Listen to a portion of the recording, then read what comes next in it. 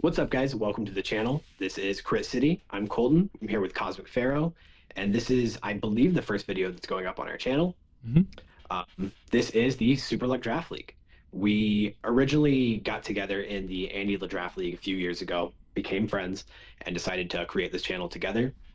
And we met playing in a draft league, so I figured that one of the first things we could do on the channel was our own draft league, and hmm I'm very excited for it.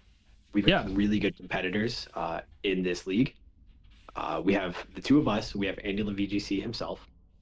We have KingYveltal, Minesweep, Andres, and then the two newcomers to it that have not played in the Andy draft with us are Jordy and Sky.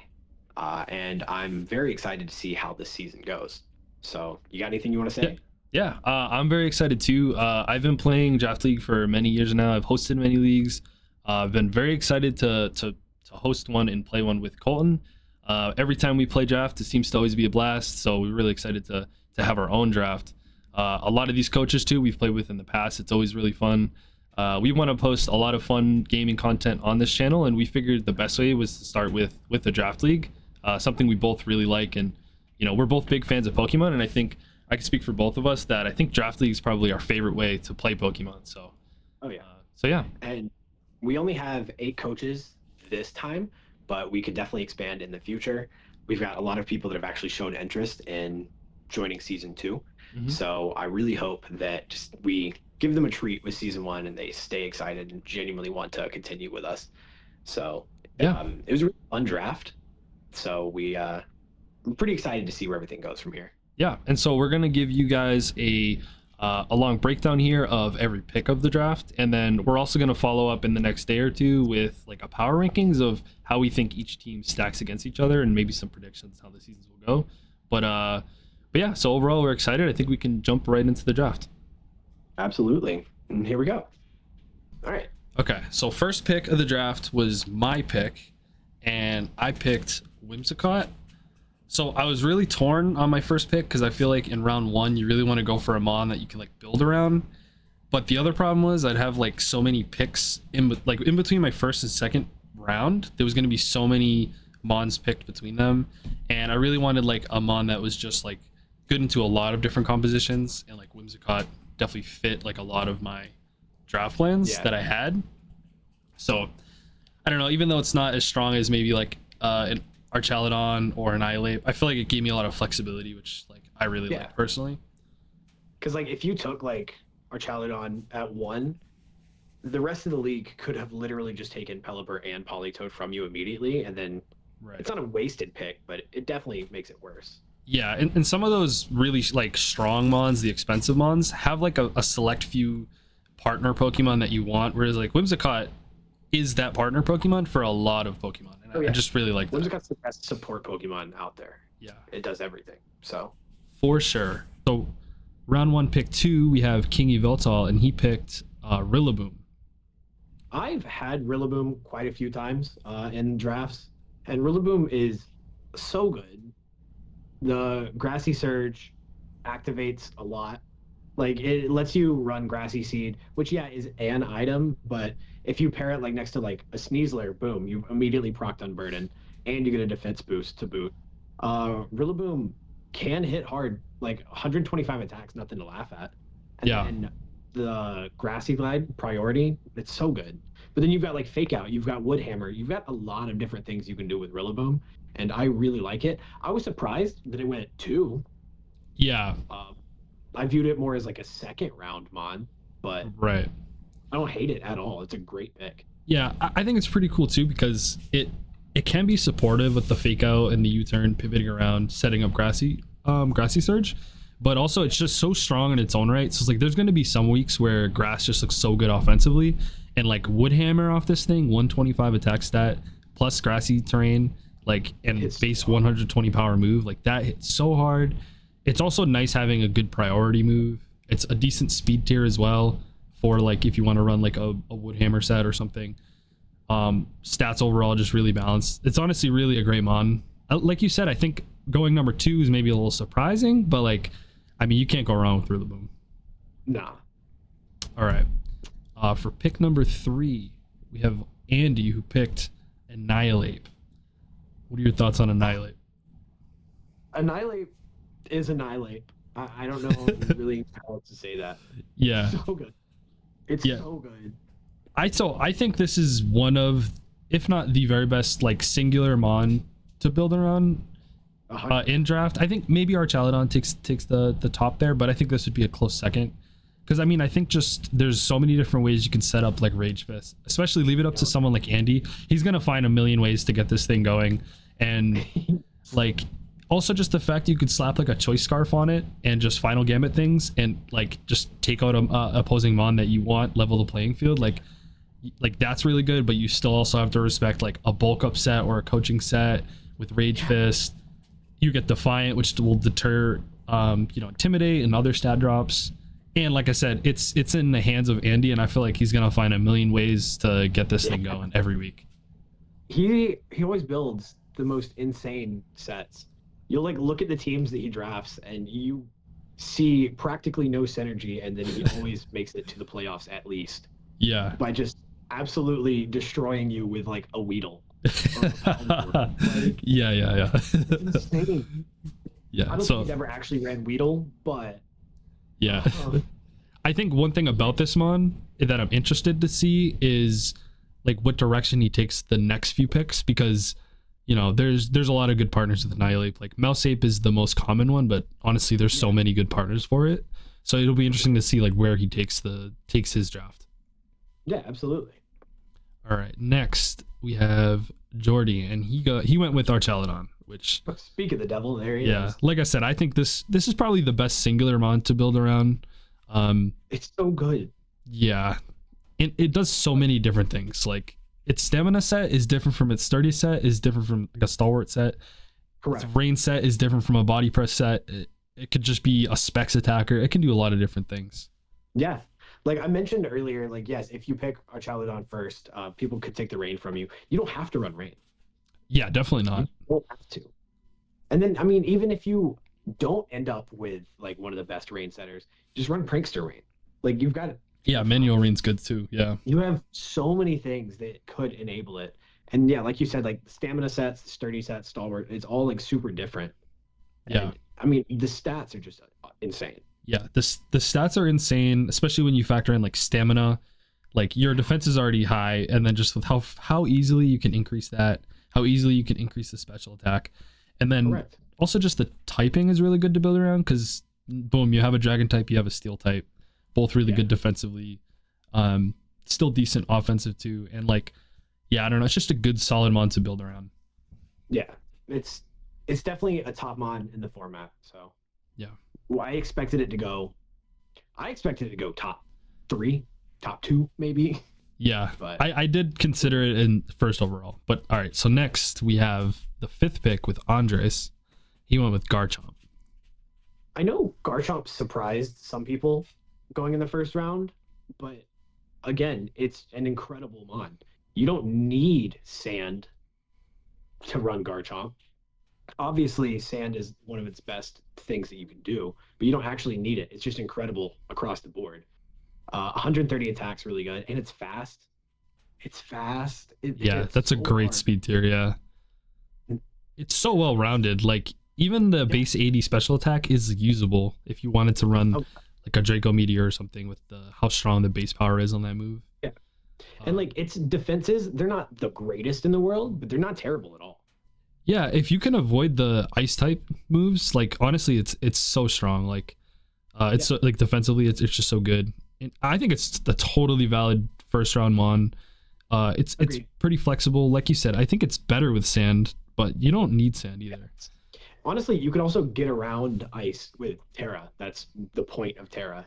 That is true. In this league, we are using open Terra, so you have to reveal your Terra type before the match starts. But you are free to Terra anything you want into whatever type you want, as long as it's the declared type. So yeah, Terra Steel and Fire both already go really well with this Pokemon. Hell, you could even run like a Terra Ice set that will resist opposing ice moves and will give you like a Terra Blast Ice with your ground coverage, and I don't know. There's just a lot of cool things. If you're playing against like a snow team, like Alola Ninetales, Terra Ice helps so much. because you're no longer getting absolutely destroyed by fairy. You're not gonna get destroyed by ice. Right. It's so good. Yeah. So I don't know. I think it's a cool mon, and like it's definitely interesting to see which direction he takes it, because obviously there's a lot of good partners with Garchomp, like Levitate Mons. You got the Sand. Oh. So yeah. For the 6th pick, we have Sky, who picked Torkoal. Torkoal, if you've played competitive at all, you know what Torkoal can do. Oh yeah. Torkoal is unbelievably good under Trick Room. It's so bulky. It's so bulky. And setting up the sun, it's the best sun setter out there, obviously. It's just so good. For sure. Torkoal's a really good mon across the board. The defense is fantastic. Its Spadef isn't as good, obviously, but its defense makes it so good. I think, and like, I was just gonna say, having like a lower special defense, like in general, that is like, it's obviously not as good, but we're in draft, you know exactly what you're going up against each week. Like you can easily shore that up. You can put a lot of investment. You could throw AV. It just depends on like on the matchup. And since you know what you're going against each week, like yeah, defensively it's just a beast. And it also just gives her like an archetype to build around, which is just always really good. There's so many good partners for Sun. So yeah, I agree completely. Sun completely opens up like chlorophyll. Yeah, it's so good. Chlorophyll, and also just damage wise, like there's so many Pokemon that just love the sun being up just for damage. Yeah. And you can override opposing weather, and Torkoal being so slow can do that off lead. If the opponent like leads their weather and you lead yours, like you're pretty much always gonna win that weather war. So next up we have you with Ursaluna Blood Moon. Okay, so when I said that I thought that Arcaludon was gonna go top 1, maybe 2, Blood Moon is who I thought was going first overall. Even before I knew that you had the pick, I really thought Blood Moon was going 101. I think it's an incredible mon. It's one of my favorites, so I've got a little bias there. But its stats are fantastic. The special attack I absolutely love. Its speed, it's not the greatest speed, obviously, but you could run it fast or you could run it slow in Trick Room. So you've got that option. And then Mind's Eye is a fantastic ability. People can't just sit here and go Terra Ghost in front of you and expect to survive. It's so good. Yeah, no, absolutely. I totally agree. And like, yeah, I mean, if that's your perspective going in, that it's the best or second best mon, getting it in the 7th pick is such a steal. And what I like is in an 8-man draft, you're so close to the wheel pick, so it's like you're gonna get your pick of the litter of what Trick Room setter you want or whatever you're gonna pair with it. And yeah, I really like it. It hits like, I mean, it hits as hard as any other thing in this format with the Blood Moon attack, and just typing coverage too. Like you got the Mind's Eye to let you hit ghost types, and then you have the ground typing to hit opposing steel types. It's like it's close to perfect coverage, although you could still get walled out by some things. But yeah, it's just a great mon. It's gonna be bulky enough to just kind of always live like a hit, unless it's a super effective special move by like something strong. Oh yeah. But again, you're gonna know what you're going up against each week, so you can always plan for it with a good Terra or Assault Vest or whatever. And that's what I'm saying. Like when we talked about Torkoal, we talked about how its Spadef isn't the best, but its defense is great. Same with Blood Moon. You're gonna see Assault Vest Blood Moon all the time. It's so common. Yeah, the HP stat is so good too. So even though the Spadef is low, you got a high HP stat. So if you could shore up that low Spadef number with Assault Vest, boom, it's just really, really bulky. Oh yeah. All right. And with the last pick of the first round, we have Minesweep, who went with Dragonite. I've got a love-hate relationship with Dragonite. Yeah, don't we all? Correct, exactly. The problem with Dragonite is you don't know what it's going to do. It's got a couple different things it can do. It can do the loaded dice scale shot. It can do E-speed. It can do a lot of things. It's got a great attack. It's got a really good special attack. So I mean, it could sit here and run special. I hate it. Yeah, and also like speaking of its stats too, like us having known Minesweep for a few years now, played draft with him. He's a really creative builder, and he gets really nitty gritty into the EVs, especially defensive EVs. And I feel like this is such a good toy for him to play around with, because defensively He's got all the stats he needs and the typing to just go crazy with it. But also it's a mix attacker. Speed stats not bad. It's got some support options.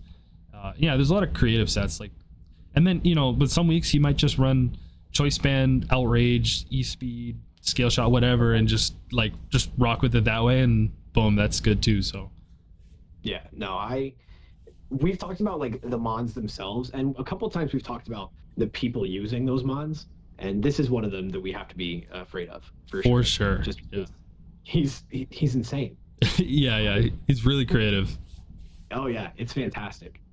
So okay, boom. So that concludes our first round. Just a little glimpse. So we have Whimsicott, Rillaboom, Annihilate, Archaludon, Garchomp, Torkoal, Ursaluna, Bloodmoon, and Dragonite. And are there any like surprise? Like, what do you think is the most surprising of this round?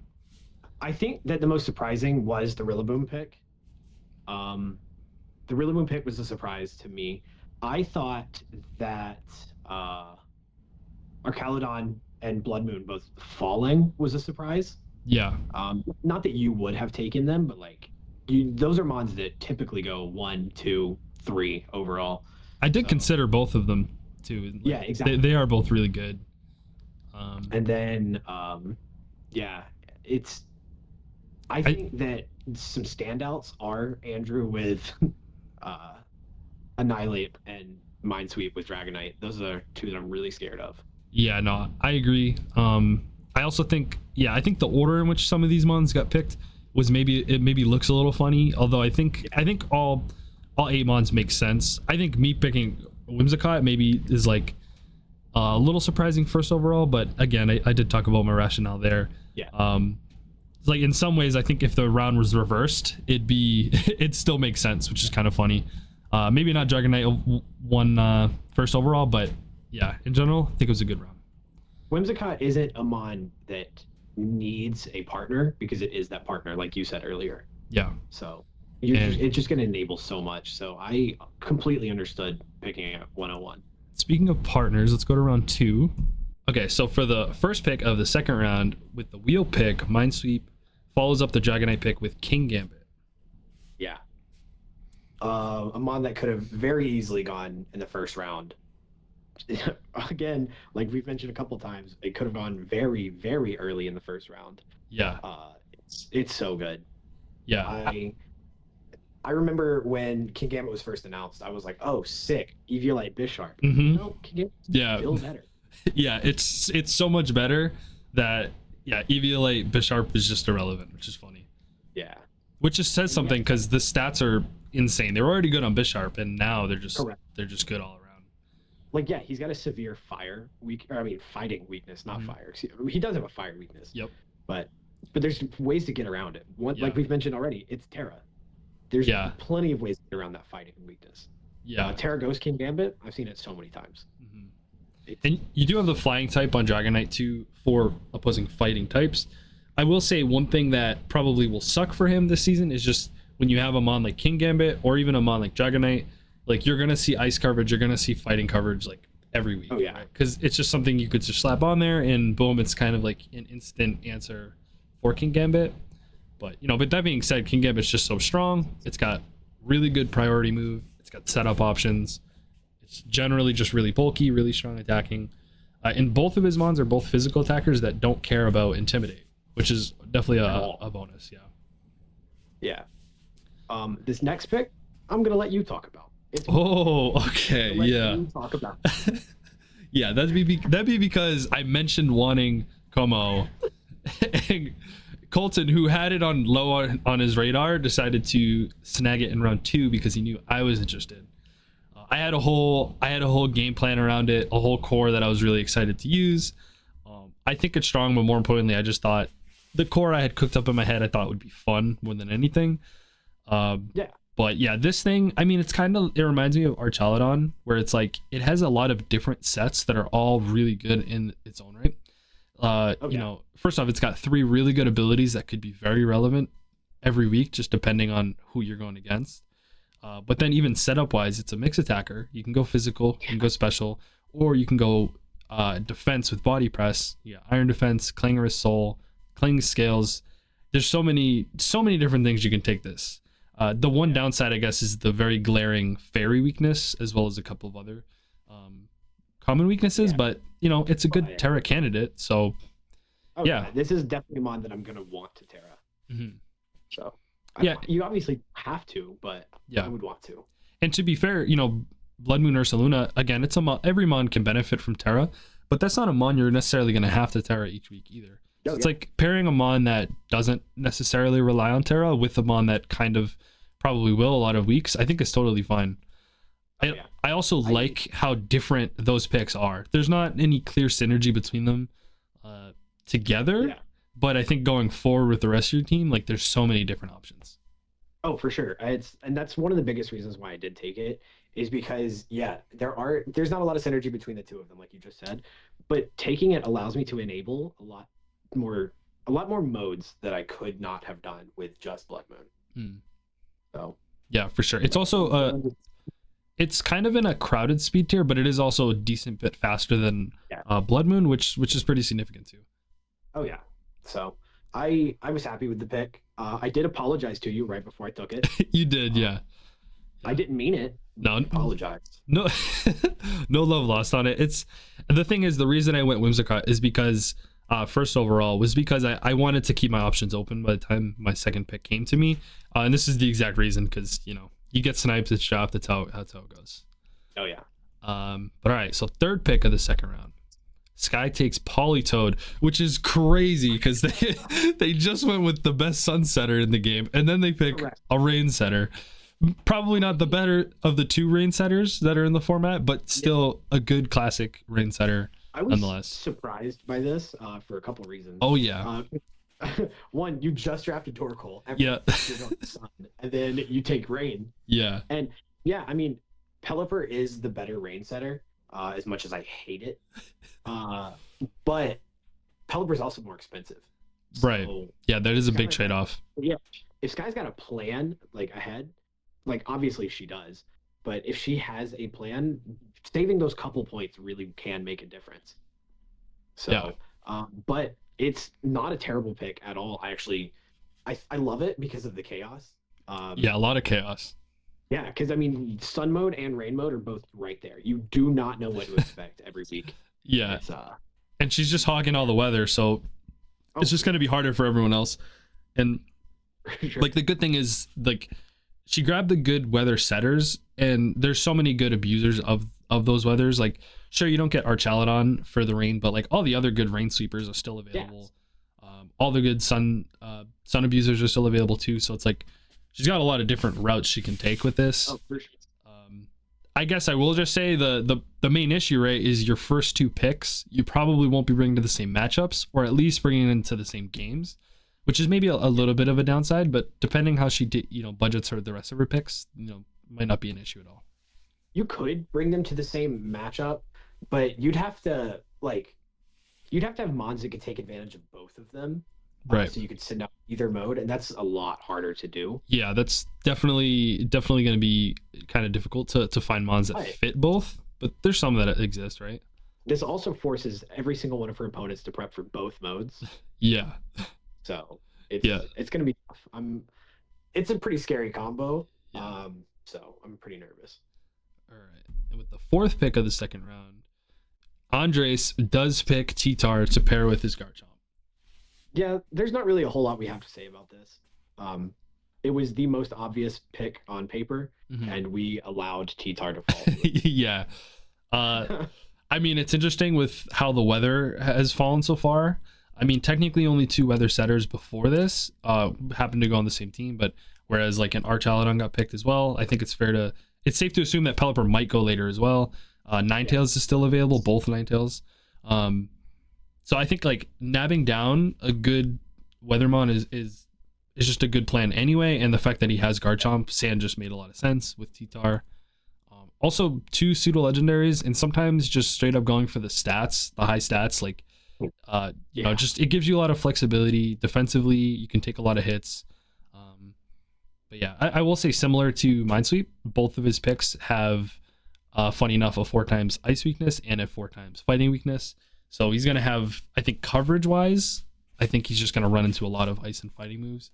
but you know, the stats are insane on T-Tar and Chomp, so he can make it work, I'm sure. Yeah, and then Terra will just change up those weaknesses. Yeah.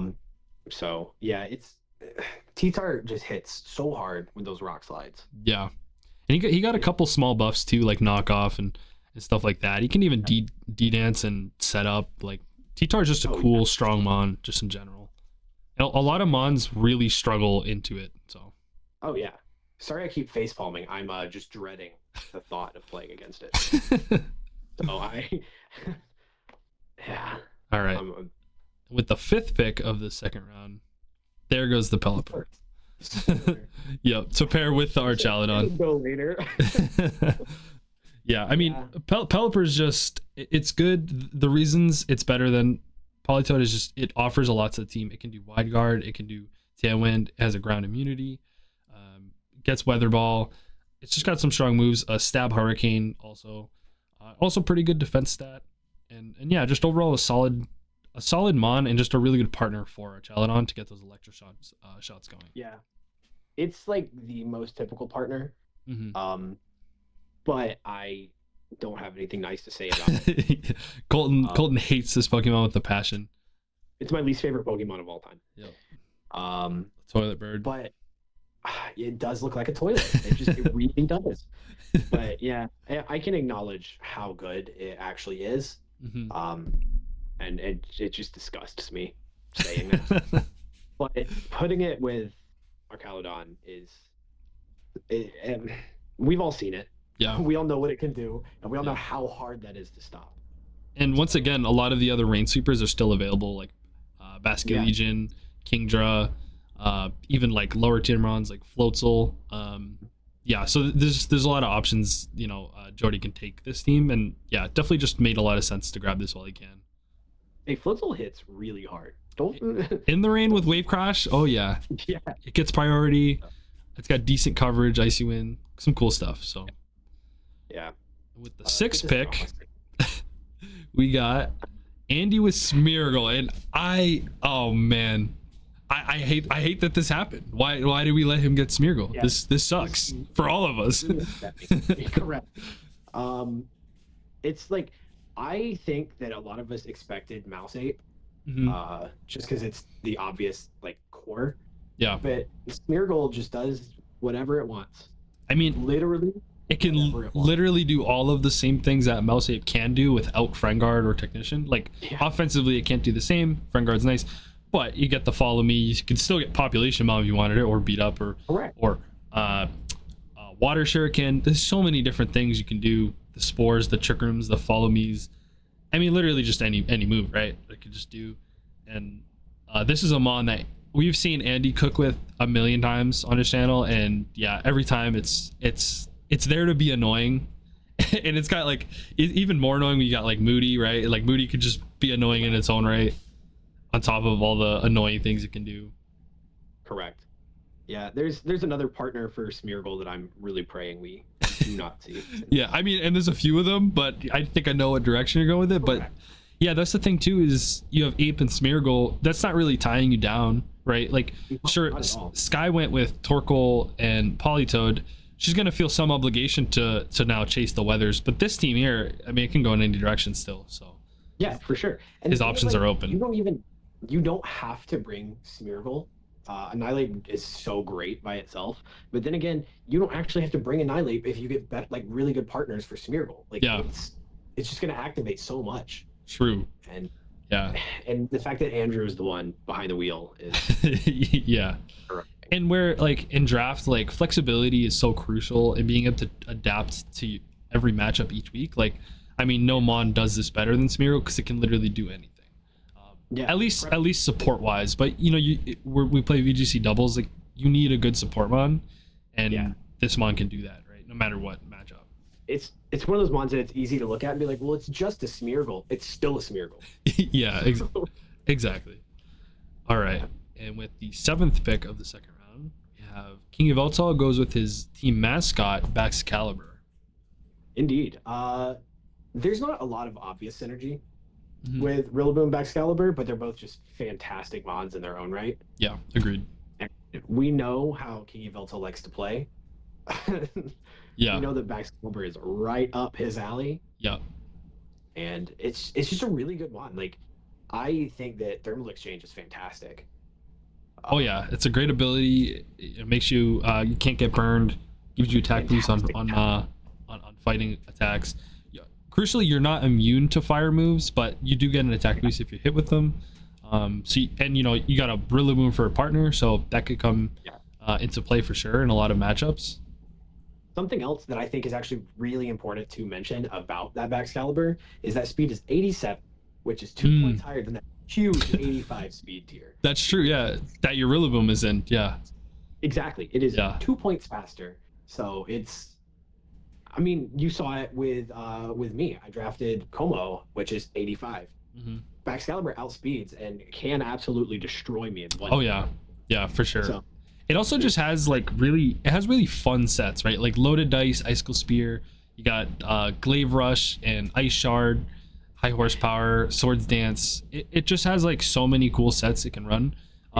It's just kind of like a fun bulky attacker. Again, a pseudo legendary, which is good, well-rounded stats. And yeah, I think he picked two solid mons that can definitely go with a lot of other Pokemon. it definitely is a nightmare next to Rillaboom. Like, the synergy we said like isn't this most obvious, but Rillaboom is a great fake out user, and then it just allows Max to set up, and then you're not going to destroy it if it's set up, and it's yeah. I mean, +2/+2 backs, GG. I mean, you can't live everything. Or So Grassy Sea Body Press. oh yeah, there you go. I don't know, but it seems like it might. Yeah, It probably. base 92 defense stat, nothing too crazy, but that attack stat is super strong, and also just the ice coverage in general is pretty rare. Like, I can't really picture, besides Alola Ninetales, like any other ice type that's probably going to go even remotely this high. And so it's kind of cool to grab what is probably the second best, if not the best, ice type in the format. Yeah, I think it, in my eyes, it is the best. But there's obviously an argument to be made for Alola Ninetales. Yeah, offensively too. I mean, this thing, yeah, it's definitely just really strong. And also, I personally always like to have a nice strong dragon type, in draft, because fairies are really rare to come by, and sometimes you can just click outrage or scale shot, and just there's nothing your opponent can do about it. Yeah, and I mean, it's always nice when you get to draft your mascot. So True. And for the next pick, we actually have me with Hisuian Arcanine. You got any thoughts on this? I have used it in the past, and it is so good. Mm-hmm. It's genuinely such a great mon. All of those stats, they're not the highest stats in the world, but they're all relatively high, and it's just very, very well rounded. Mm-hmm.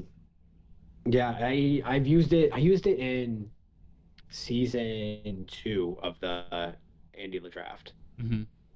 and it's so good. You've got Intimidate, which everyone knows is fantastic, especially into any team that's running a lot of physical attackers. But then you have Rockhead, and with Rockhead, you can just dish out so much damage and have zero repercussions. Mm-hmm. Yeah, it's rough. and Flashfire. Yeah, Flashfire is sneaky good too, right? It's so good. Yeah, you could Terra Grass with Flashfire, depending on what your opponent has. Like, that could just be hard to break. Like, that, you do have a 4 times ground weakness, but there are plenty and of water around that. Yeah, and water. Yeah, but if you draft well and you plan around it, like, yeah, you could definitely shore up its weaknesses. Oh, for sure. I will say too, like, so I really liked pairing it next to Whimsicott. I think giving it a speed boost for when I do want to go offensive is really nice, so I don't have to rely on like extreme speed so much, because Tailwind Rock Slide is just terrifying. Tailwind Flare Blitz or Head Smash, all just really powerful. But it can also switch and be a really good supportive piece, or offensive. Yeah. It's very flexible in that regard. I will say I did consider regular Arcanine because of Justified in his ability with that you could pair with Beat Up Whimsicott. But honestly, some of the benefits that you get with Hisuian Arcanine are just like so much. Also, Whimsicott is a great manual sun user, so it's like getting up sun in a lot of these matchups could also be really good with how much weather we've seen be drafted. And Hisuian Arcanine can definitely benefit from the sun. It shores up the water weakness and gives it an attack boost. So yeah, it's a really, really good mon, especially like you said, next to Whimsicott. I really like this pick for you. Yeah, thanks. Oh. And that concludes the round 2. So we had King Gambit, Komodo, Politoed, Tyranitar, Pelipper, Smeargle, Excalibur, and Hisuian Arcanine. So, I mean, this was definitely the round of weathers, right? Yeah, yeah, it definitely was. I mean, you've got three of them right here. Two of them are the same weather, obviously, but Yeah. there's still three weathers right in front of us. I mean, those are the two good rain setters, so it's like rain is off the board. Which also does mean that these two teams might be fighting for a lot of the same Pokemon, which is kind of interesting to see how that goes down the line. Yeah, it's something to keep an eye on. Yeah, and Sky does have a Sun mode too, so it'll be interesting to see how she prioritizes that. Oh yeah. Overall, I think there's a few really good picks here. I think Pelipper, locking up Pelipper with Archelodon on Jordy's team was just a no-brainer, as well as T-Tar on Andres' team. I think we're just good. And then knowing how he could use it, I think the Smeargle with Andrew's team just made a ton of sense too. Yeah, it does make a ton of sense. Just like you just said, knowing what he can do with it. It's really scary to think about what he could draft with this. But yeah, and then you and I, our teams aren't showing their like core yet. Same with Yveltal. Yeah. And mine, like we're not showing the core yet. Yeah. So I'm really curious to see how everything plays out from here on. Yeah, I agree. We definitely are keeping our options open. But that does lead us to round 3 with my third pick, which is Palafin. So I'll be honest, I was not planning on drafting Palafin. After some of the mons I was really interested in got taken in the first 2 rounds to pair with like my Whimsicott, I pivoted to the Hisuian Arcanine, and I was looking at the water types. I really just wanted a nice strong water type just to complete my fire water grass core, and there was a few good ones. Like I was really looking at like Primarina. However, I did already have a fairy type. I was trying not to stack too many weaknesses right off the rip, and Palafin is just so strong, right? It has like a small downside of needing to switch out, but once you do that once, I mean, you just have one of the most powerful Pokemon in the format. So yeah, yes, there is, like you said, the downside of having to switch, which does make it a little easier to play around. Especially if you know that it has to come back in, you can just target that slot on before the switch. Yeah. But if you get it going and they don't take it out, you're destroying everything. It's gonna hit so hard. It has some pretty crucial support moves too. It gets like haze and stuff. It's got strong priority, strong attacks too, like Wave Crash. And yeah, I do think I agree. Using it's not always going to be easy necessarily, because there's the very obvious, strategy that you're going to have where you're going to want to switch it out. But if I can pilot it creatively, I think, I could definitely find a way to make it work, especially with the core like this, which I think, again, is still very flexible, very, very versatile direction that like I have so far. Yeah, no, I really like the pick. It did surprise me, but it made sense. Yeah. So. And with the next pick, we have KingYveltal picking Chandelure. It does it kind of like his last 2 picks. There's not a really obvious synergy with the others, but Chandelure is so good in its own right. Yeah. 145 special attack is insane. 80 speed is not bad. And again, it's got Flash Fire, Flame Body. So, I mean, if you're hitting it with physical attacks, Flame Body can proc, or it can run Flash Fire, like I just said, and you're making it even stronger. So it's a pretty tough mon to play around. It does have some weaknesses. It's got like the water type weakness, ghost type weakness. So if you can hit it, you can take it out. But it's got 90 defense on both Spadef and regular defense. So it's probably not going to go down in one hit typically. Yeah. It's a great Sash candidate. Yeah, for sure. Sash, because then it could just come and sweep. Yeah. So it gives you Trick Room, which is, just always really nice. Gives you some immunities, like really crucial immunities. Also shoring up his fire weakness on Rillaboom with 2 mons that don't mind fire moves is kind of funny too. Yeah. And I do agree there's no obvious synergies, but I will say offensively, he's got a sneaky strong core because with the grassy terrain Rillaboom, the base 145 attack backs, and the base 145 special attack Chandelure, like he's going to be hitting hard. Even with like minimal investment, he can hit really hard. Especially if he's hitting super effectively. And he's not fallen into the trap of going super heavy, like physical or special, like you don't know which one he's going to bring. He could bring both, and it's going to take a lot of investment to survive Right. Chandelure and Vax. Yeah, that's true, right? You'd bring different things to prepare for either one of them, but to cover for both will probably be pretty difficult. It's super tough. So it's a really good core. I actually really like Chandelure. Yeah. And with the next pick of the third round, we have Andy with Hisuian Typhlosion.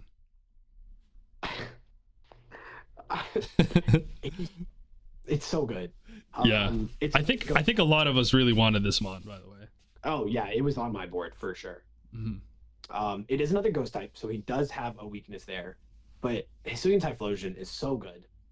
Its special attack is fantastic. It's not as good as Chandelure, special attack wise, but it's got both. It's got benefits in a lot of other departments. It's like quite a bit faster, and I don't know. I really like Hisuian Typhlosion. There's a lot of stuff that you could have. There's a lot of stuff you could use it for. There's a lot of stuff you can use it to like build around and enable some other stuff. And Frisk, fantastic ability in draft. Yeah, Frisk is so good, and having Frisk on a mon that can hit really, really hard, so it's not just a Frisk user, it's fantastic. Yeah, that's true, because like in a lot of ways, it just doesn't really need an ability to be good.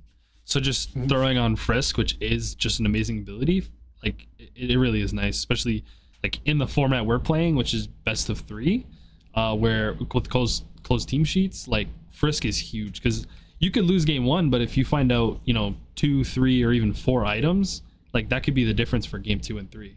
Oh yeah. So and I am interested to see like speed control wise, he's got some interesting Pokemon. It seems like speed control is going to be something he's probably going to want to target, like especially with this Typhlosion. Maybe like a Tailwind setter or good Icy Wind setter or something. But overall, he's building a very scary core. Well, he's got both of those on Smeargle, so. He does. They would just be a little slower, I guess. But and honestly, just Fake Out plus Eruption, like against a slower team, like sometimes there's just nothing you can do about it.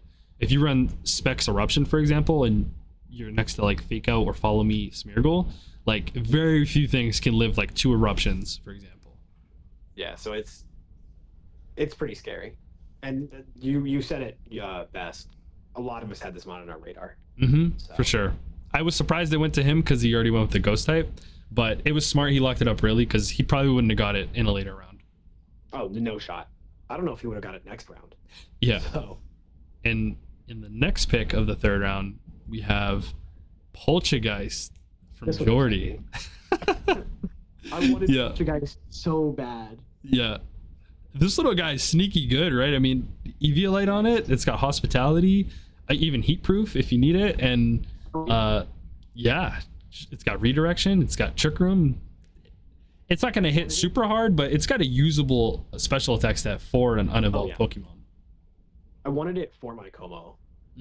I wanted to be able to come in Hospitality, heal it up, redirect. Like it just would have enabled so much for me, and now it's enabling so much for Jordy, and I'm jealous that it's not me that it's enabling things for. It might be surprising to see this go when it did, but at the same time it was a cheap mon that is going to leave him a lot of flexibility because he went with 2 very expensive Pokemon for his first 2 rounds. So just grabbing a cheap Pokemon that he knew he was probably going to need just like budget wise for the rest of his team, I think was pretty smart because it's going to fill a very specific niche that he probably felt he needed. Yeah, we're in a little running ghost types right now. Yeah, there's 3 ghost types in a row. That's true. Let's see if it's 4. For the next pick, we have actually Empoleon on Andres' team. Close enough. Close enough on the Sand team. I feel like this is like the perfect pairing for these 2 other mons. Honestly. Yes. Yeah, bringing in some water coverage is fantastic. You're not taking the chip from the Sandstorm, which isn't that big of a deal, but chip definitely makes a difference over time. And bringing in the Steel type definitely helps a lot too defensively. And competitive. We got to talk about competitive. Yeah, I mean, that, like, when you see Garchomp T-Tar, you instantly think like, okay, like Chomp's probably gonna have to run Clear Amulet, and you know, or maybe like a White Herb. Like, you got to think about all these ways to counter Intimidate, but now you got competitive, and you can almost dare them to bring Intimidate because you can just make them punish. Especially some of the best Intimidate users are fire types as well, which Empoleon can handle decently well, even though it takes neutral damage from them. But it does have offensively, it can handle them. Empoleon's not worried about Arcanine or your Hisuian Arcanine. Yeah, it kind of eats my Hisuian Arcanine up. I mean, you know, Flare Blitz, like Choice Band Flare Blitz would still do a lot, but yeah, the Arcanine's definitely not going to be living like any water move from this thing. No. So Empoleon, fun fact, is my favorite starter of all time. Oh, pretty good. Favorite of a starter. Nice. All right, and with the 6th pick of the 3rd round, we have Kingdra on the Rain and Sun team. How do you feel about that? I think that Kingdra was one of the best possible mons for her to pick to pair with Politoed. For sure. Yeah. Kingdra is so good. When you get like Swift Swim going, it's so good. You're outspeeding, you're hitting things really hard. Like, yeah, you've got 95 attack, 95 special attack. I mean, its stats are really even across the board. And none of them are low. So that definitely helps it. And it's going to hit really hard. It also lets you run physical or special because it does have 95 on both. So yeah, mixed attackers are hard to prep for. And Kingdra is just so good when it's raining. And Politoed and Kingdra is a really good combo. We've seen it before. We've seen it a lot.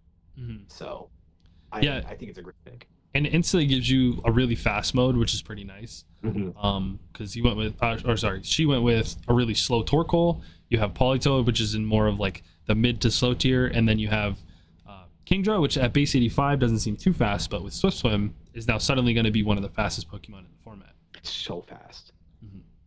So yeah, it's a scary mon on a rain team, and honestly, you don't even have to run like that many water attacks on it. You could lean more into the dragon kind of thing. For sure. You could run Kingdra with Torkoal. It wouldn't be as ideal, but you could still do it. No, I agree. It's definitely better than some of the other rain sweepers. I think it would definitely function in Sun better than a lot of those would, which helps because it does have another stab typing of dragon, which is just a really good offensive typing. Yeah. Right. So I really like this pick. And with the 7th pick of the 3rd round, we have your pick of the monkey. You got the monkey. I did get the monkey. I was going to draft Oranguru in the 2nd round, but I knew that Como wasn't coming back to me, and I gambled on Oranguru coming back because I didn't think anyone was really going to take it. Yeah. And I got lucky, and it did come back to me. So it just enables my mons so much. Yeah. Instruct, it's obvious. Instruct is the most obvious thing I can do. Instruct Blood Moon, it's gonna destroy anything. Or even Como. No, yeah, exactly. I can instruct Como, and it's so good. And then I can also set up Trick Room. It's a really good Trick Room setter. Great Spadef, and 90 special attack is higher than people think that Oranguru has. Yeah. So, if you put some investment, it can definitely take something out with super effective damage for sure. Oh yeah, I can throw a little Psychic on there. It'll be great. Yeah. Or even like a Hyper Voice with, which is good spread damage with some of your other hitters, like stopping Hyper Voice from Blood Moon and then a Hyper Voice from this thing to pick up like a potential Focus Sash, like is really nice as well. And then the 3 abilities, they're not the 3 best abilities in the world, but they each do their own thing. So it's there's a lot of really cool tech you can do with Symbiosis. So I'm pretty for sure, especially with like a throat spray mon like Blood Moon or even Como too. They both actually really like throat spray, which is an easy consumable item to take advantage of Symbiosis. So it's pretty cool. And I think you got maybe the best partner you could have for Blood Moon Ursaluna, and I think it was smart of you to wait until this pick because ultimately what you wanted was a good Trick Room setter, I assume. And although this might have been the best or second best option for your team, there's so many other replacements that would have been okay in this slot too. So I think it was worth like waiting an extra round to get it. And I knew I probably could have waited until the 4th round to pick it up because I wouldn't think the Minesweep would have taken it, but I might as well just take it here. So, Yeah, it makes too much sense to not just lock it up. exactly. It also helps with building the rest of the team. Yeah. So I thought it fit my team perfectly, and it was a core that I was looking at from the beginning. So Makes sense. And with the last pick of the 3rd round, Minesweep picks Gardevoir. again, a great mod. For sure. It's a little slower than I would like it to be. Mhm. Gardevoir has always seemed a little faster than she actually is to me. Yeah. But the 125 special attack is so good, along with 2 great like attacking typings. Psychic is hitting a lot of stuff for weakness. Same with Fairy. Mm-hmm. You've got your Dragon immunity, so it's Yeah. Gardevoir's a really good mod. It's one of the best fairy types just outright, which is like a really hard thing to come by. Absolutely. And something that we should mention is Minesweep having Trace. Oh yeah, that could be huge, especially against some of these like weather teams and all. I mean, honestly, just any team really. I mean, abilities are so important in Pokemon, and if you know exactly what's coming, and you could just prepare for it, like that's pretty cool. You could even trace like Frisk or something. Like, there's a lot of cool things. You can immediately find out the items on the other person too. It's so good. Yeah, or hospitality. You could trace hospitality. There's so many cool things. Also, you could trace. Oh, I was gonna say you could trace like Flash Fire or something, get a fire immunity. Like, that's true too. Yeah, and especially against someone like Chandelure, that would be huge because it's a fire type that might be clicking a fire move. So trace Levitate. Trace Levitate. Ground immunity. It's so good. And he does shore up a Dragon Steel Fairy Core, which is historically always like a really good composition to go for in draft. And he grabbed one of the best Dragon types, one of the best Steel types, and one of the best Fairy types. And I just think they're just all objectively really good Pokemon. And they're all pretty flexible. It looks like he could probably use some speed going forward, but like honestly, no complaints with this 3 picks. Yeah, he could use some speed. He could use a mon that's support focused. Mm-hmm. Yeah. And I think this guard can be a little bit supportive, but where it's so frail on the defensive side, it's probably not going to be the best candidate for like your primary support option. So it'll be interesting to see where he takes that. Yeah, and he finally got a special attacker. He was missing one. So. True.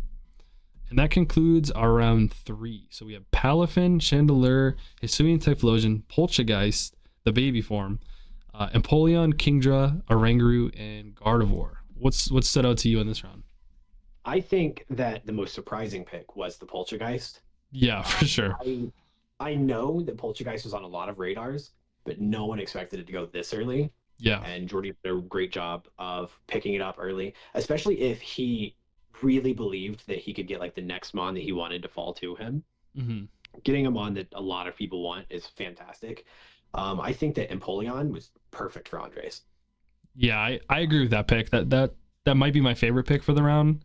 Although I think you probably have a close second, if not first, just with Oranguru. I think it pairs so nicely with Moon. There were some really good mons picked in this round. Definitely just to pair with the mons that teams have already drafted. This round solidified a lot of cores. Yeah, for sure.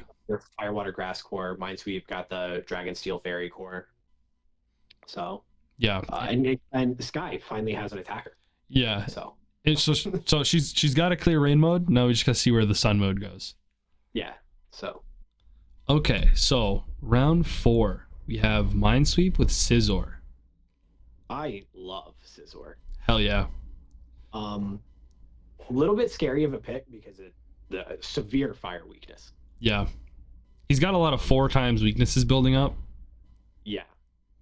But Scizor is so good. Technician is such a good ability, especially on Scizor. But you're also not restrained to using the weaker moves. You can use the stronger moves. Scizor gets some really good moves. Yeah. Gets like close combat. Yeah, exactly. A Technician Bullet Punch, though, yikes. Yeah.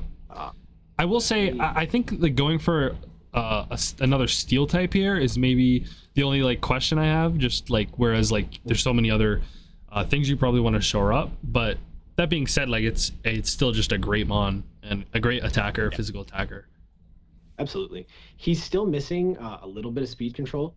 Like Gardevoir could set Trick Room, but Scizor technically gets Tailwind, Yeah, but very slow tailwind at that though. yeah, But where it is like it's got a really good defensive typing. If your opponent doesn't have a really good fire type, and you know that their fire coverage in general is kind of lacking, like yeah, it could still be a really good like bulky tailwind sider attacker and all that for sure. so I don't hate the pick at all.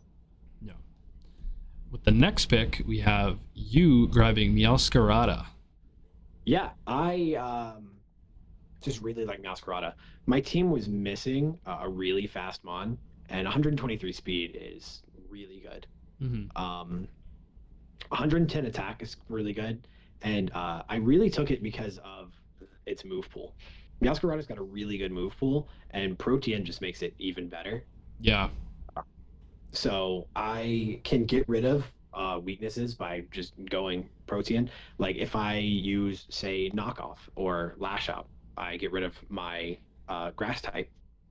So I get rid of the grass weaknesses. Or I can go Flower Trick and then get rid of Dark and not be weak to Fire anymore. Yeah. Fire. Fighting. Or fighting, yeah. Not be weak to fighting anymore. Or if a flying type is in front of me, I'm going Triple Axle. I'm now an ice type.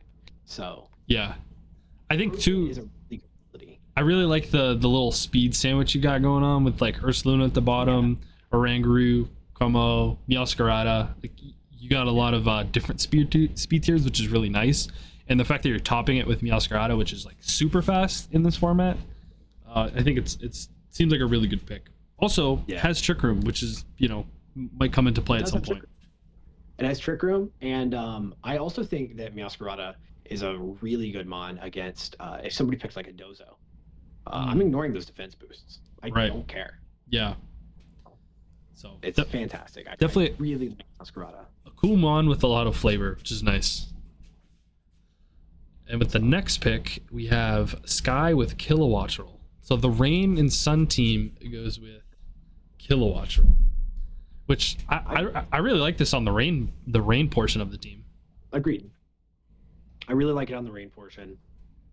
It doesn't really have a lot of synergy with the Sun, but really fast Tailwind Mon. Yeah. I mean, in rain, it's got 105 special attack. Those hurricanes, they're not going to miss, and they're going to hit hard. Yeah. I think I'm pretty sure it gets like Weather Ball too, so it actually could be good in both modes. Also, just at the end of the day, having wind power or competitive to on either one, yeah, it's just a good mon in general. Yeah, and one of the big weaknesses for rain teams is typically electric types. Right. And if you're going Volt Absorb, then you're fine.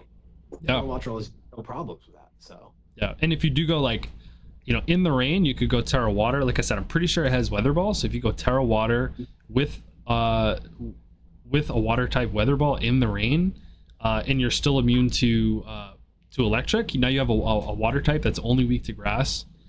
Yeah. So I don't know. It's there's a lot of cool little things that she can do with this thing, and it's got good support, really good speed tier. It's one of the only mons that can outspeed your Meowscarada, for example. So I think definitely a cool pick. I'm still interested to see where the Sun mode starts to come in, but so far hasn't come in yet. Yeah. So far though, it's a really cool team. And I'm just genuinely just excited to see where the team goes and like how the season goes, like with this dual weather strategy. Oh yeah. All right. The next pick, we have Andres with Clefable. Clefable is once again the perfect pick for what Andres wants. He's literally drafting the perfect sand team so far. Like I just zero complaints. He's getting the right mon every time. And yeah, I love this team. There's his Dragon Steel Fairy core. Clefable's a tank. Like, yeah, the 73 defense doesn't look that great, but it's so good. Yeah, I don't understand how it keeps. Yeah, it's one of the mons where like the math doesn't seem to add up with how good it is, but like it just is. Magic Guard ignores Sand Chip. You can run Unaware depending on your matchup each week. Unaware Follow Me is a really cool tech. Just your opponent can set up and you don't care, and you just follow me and eat the hits anyway. Oh yeah. I don't ever expect Q Charm, but maybe he brings Q Charm sometime. Yep. Redirection really helps out his 4 times weaknesses. Right, yeah. I mean, especially the T-Tar, right? You can lure away fighting types. Mhm. But yeah, or dragon types for the Garchomp. So yeah, I think it's really cool. Or fairy types. Like, Or fairy types. Yeah, I mean, yeah. Honestly, this thing is putting in work, and you can even just run a Life Orb Magic card, and now you have a decently strong fairy type attacker. And Clefable, often gets overshadowed by EV like Clefairy, but it's got a higher special attack stat. yeah, So if Andres wants to get aggressive with it, he can. yeah. I think Clefable in draft specifically, I think is just really fun because it can do both. Where Clefairy is, it might do the support stuff just a little better, but it's just overall Clefable can do offensive stuff too, and I think that just makes it a lot more interesting. And it's not locked into an item. True. So yeah, that's true. Eviolite going on your Clefable really limits where the rest of your draft goes because you pretty much always want it there. yeah, exactly. So that's a good point. With the next pick, we have Jordy with Illumise. Yeah, I at this point, I don't know if you remember, but I refused to tell Jordy it was his turn the next time he came around. Yes. I want to talk to him. Yep. Illumise is one of my favorite mons, and I didn't have an appreciation for it before the last draft that I played in, and then I realized how good it is. Yeah. It's the easiest way to describe it is Whimsicott Light, and that's not exactly true, but it's also not false. Yeah, it does a lot of things similar Whimsicott things. can do, and I love it. It's got a really good move pool. Like you've got your fake tears, you've got your tailwind, Struggle Bug. It's so good. Yeah, exactly. Encore, Thunderwave. Correct. All the prankster stuff that you don't want to face. It's also a really good manual rain setter, which I think with the theme of this draft, there is a lot of weather going around. So that's really nice because it's just a way you can guarantee the rain is getting up when you want it. And yeah, at the end of the day, you can fake tears, you can tailwind, you can support the team a lot of different ways. So for sure. I think it's a really cool pick. I think it makes a lot more sense on paper than the Poltergeist, for example. But the fact that he was able to wait an extra round and still get this, I think is just awesome for him. Oh yeah. And speaking of Illumise, next up, Andy picks Volbeat. So the other little lightning bug. It's funny because I have always thought that Illumise was better, and Jordy also agreed. But Andrew has always been Team Volbeat. He has always been Team Volbeat, yeah. But that's because he likes the shenanigans with Tail Glow, I think, and he loves Tail Glow. It does have some advantages, and it gets U-turn and a higher attack stat, and there's some things it can do differently. But ultimately, it does a lot of the same stuff. So one move that Volbeat gets that Illumise doesn't get that I was surprised to learn last season is Taunt. Illumise doesn't get Taunt. That's right. Yeah, which is that's a pretty huge move to have. That's a big deal. Yeah. But yeah, and at the end of the day, it's Tailwind, it's weather, it's a bunch of different things. I'm pretty sure it gets Sunny Day and Rain Dance. So depending on which rain team he's going against, he's got options. Yeah. And yeah, it's also just a good Tailwind setter next to the Typhlosion. Could set up the Sun, and yeah, I think it makes a lot of sense. Maybe not as many synergies with the Ape, but I think it's just generally just a good solid support mod. Yeah. Sorry, I keep looking away. My cat's being adorable right now. Oh. So. Yeah. Next pick. Yeah. That is it's one of the 3 bread and butter picks for KingYveltal. Oh yeah, it's a KingYveltal mod for sure. I don't think I've ever played a draft with him where he didn't take Star After. Yeah. For the price you pay, which is it's one of the middle price Pokemon, you kind of get a lot.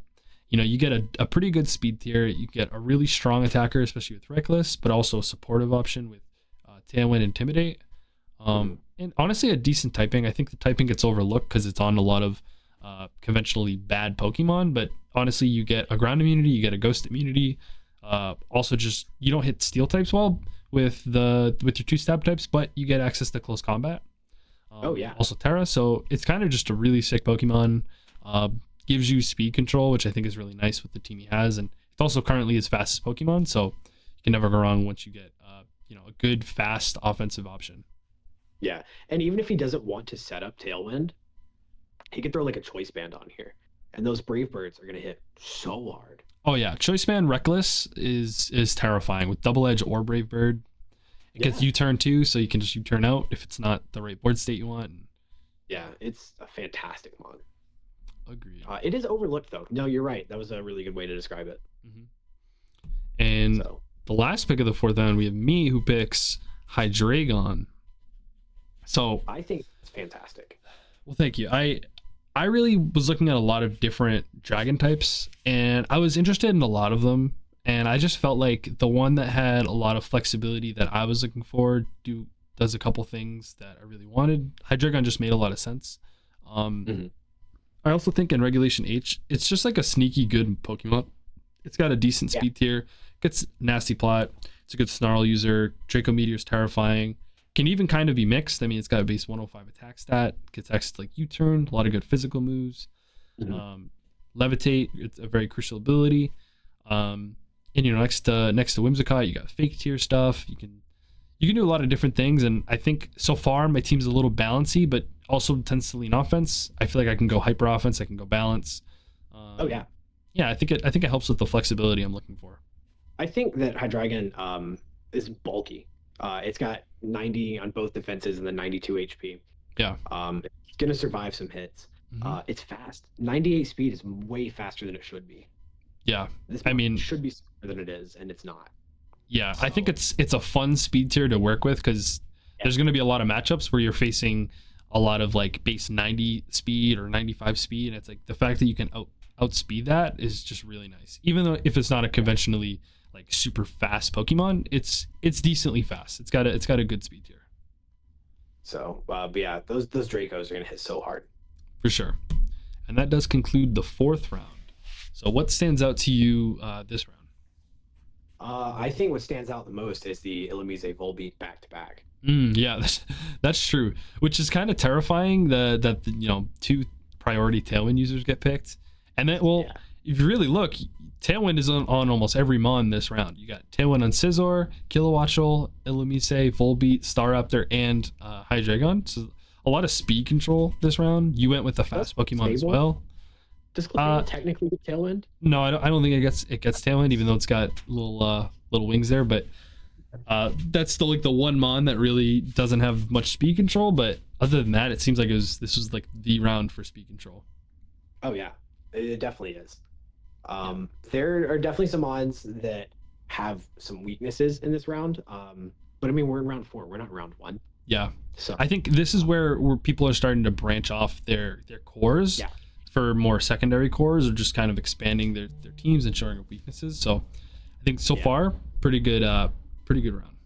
I think that Andres currently has the best draft so far. It's a perfect sand team. Yeah, he's not it's not necessarily the most creative. It's very like traditional like sand stuff, but like he's just getting all the right Mons, so it'll be interesting to see where he takes it though. All right, with the fifth round, I grabbed Lucario, which, you know me, I've kind of been on the Lucario hype train lately. Oh yeah. I definitely talked to multiple people in this draft, and I think a few people were interested in it, so I grabbed it now. I think it's an underrated steel type. It's not the bulkiest Mon, and it honestly doesn't even hit the hardest, but it is a mixed attacker. It does have Justified, and I have a beat up user, but it can ignore Intimidate and Fake Out with Inner Focus. It handles fairy types really well with the steel type moves, so I can protect like Hydreigon, and the fighting coverage is really nice. It gets lots of priority. It can set up on either side of offense, physical attack or special attack. And yeah, I don't think it's the best Mon in the world or anything, but I think it's like a sneaky good offensive option. I agree. It's honestly a really balanced Mon. Yeah. I think balance is one of the best words for Lucario. Yeah. I really like the pick. I had it on my radar. I know Andres did too. Because the mixed attacker. Mixed attacker, yeah, it's not that bulky, but it's not that slow. It does have a lot of different things that it can do. Like you just said, it can set up physically or specially. And I really like the things that Lucario can do. especially on your team, you now have your Fairy Dragon Steel Core along with your Firewater Grass. Yeah. So you've got a really good team brewed up here. You've got a few cores that you can go with that will enable a lot of different things. Yeah, I don't think I've really leaned into any like gimmick or like super obvious strategy, but I think building horizontally here with like a lot of different good options. I think so far, at least typing wise and stat wise, I think so far it's an interesting team. Yeah, you're building a really balanced team, like not balanced play style, but a balanced team. Yeah, well rounded. Yeah. With the second pick of the 5th round, we have KingYveltal picking Rhyperior, which this is one of my favorite like middle price Pokemon that was out there. Yeah. I've used it in draft before, unfortunately not very successfully. But that was just an unfortunate season. Yeah, I don't know. I just think it's a super strong attacker with amazing ability, especially when you have access to Terra. If you have Solid Rock and you change your Terra into like a good defensive typing, it can just be really hard to break while it's just hitting you like a train. Like it hits so hard. Base 140 attack. It has a lot of setup options. Offensively, Rock Ground covers so much, and it has a lot of good. It's got some of that good like Gen 1 coverage because it comes off of Rhydon. And it's got Lightning Rod, which doesn't seem like Lightning Rod is necessarily super good on this team in particular, but who knows? Maybe it'll become relevant with any future picks he makes. Yeah. And if he sets up Trick Room, here's your sweeper. Right. Yeah. Great Trick Room sweeper. Can use weakness policy. It's got good spread moves. So. Oh yeah, Rock Slides they hit so hard. Yeah. With the next pick, we have Andy with his homie Flamigo, one of the channel mascots over on the Andy LaVGC channel. Yeah. If you've ever watched any Andy LaVGC videos, you know what Flamigo can do. Flamigo is fantastic. Co-star on an Andy team is so scary. He loves setting up. He loves setting up, and then Flamigo just comes in, takes all of those boosts, and then just sweeps. Yeah. Like Flamigo on its own is not the best mod, but when it comes in with those boosts, it's so good. Honestly, it doesn't even have to have those boosts. It can use Scrappy. Yeah. You can run Scrappy and boom, you're hitting your ghost types. Like it shores up some weaknesses and helps with some coverage. And I really like this pick. It is scarier because it is on an Andy team than it would be on anyone else's team. Yeah. I think he could take advantage of the co-star more than maybe other people would lean, just because Scrappy is such a good ability. And he does already have one Moody user with Smeargle. Annihilate likes to bulk up, and you got coaching and all different stuff that he can do. So especially depending where he takes the rest of the team, this could be a really scary pick for sure. And just offensively, it can be a handful with the fighting and flying coverage. So with the next pick, we have Jordy with Floatzel. So he picks, like, I would say his first rain sweeper. Archelodon definitely likes the rain, but this thing will hit hard and fast with water moves. So really strong Wave Crash, Aqua Jet, Icy Wind, got a couple cool things going on. Yeah, we mentioned it when he drafted Pelipper. We actually mentioned Floatzel, and we talked about how it's underrated. It hits way harder than people think it should, especially with Wave Crash in the rain. Yeah, and it's so fast. I think Basculegion is the one people will probably gravitate towards more, but where Basculegion costs so much more, I think the price you pay for Floatzel being on the cheaper side, like it fills the role like really well. Oh yeah, it's not going to survive anything. Yeah. It's gonna move first and it's gonna hit hard, so that's what it's here to do. If it's sashed, which it's not a mon that yes, you're gonna run sash on Floatzel a lot, but Jordy's team has a couple mons that could use sash already, so Floatzel is really just gonna come in, hit you one time really hard, and then dash that. Yeah. So. All right. Yeah, I like this pick a lot. For the next pick, we have Andres with Haunter on the Sand team. I gotta be honest, I love this pick. It's a Levitate mon next to Garchomp. Its stats don't look super impressive at first, But then you see that 115 special attack stat, and for a not evolved Pokemon, like that's really really hard. It's one of the highest, and it's a decently fast Pokemon. And with Eviolite, it can live certain hits if you EV for it. Oh yeah. It gets Imprisoned Trick Room, it gets Will-O-Wisp, it gets Icy Wind, it gets Shadow Ball and Poison moves and all different crazy stuff. It's got Gen 1 coverage, and yeah, I think it's a great mon, and it's a great partner for a lot of these Pokemon as well. Absolutely. I know Andres was looking at Gengar for a little bit, but the Levitate is what pulled him in. Yeah, Eviolite, unfortunately, they took away Levitate from Gengar, which is a shame.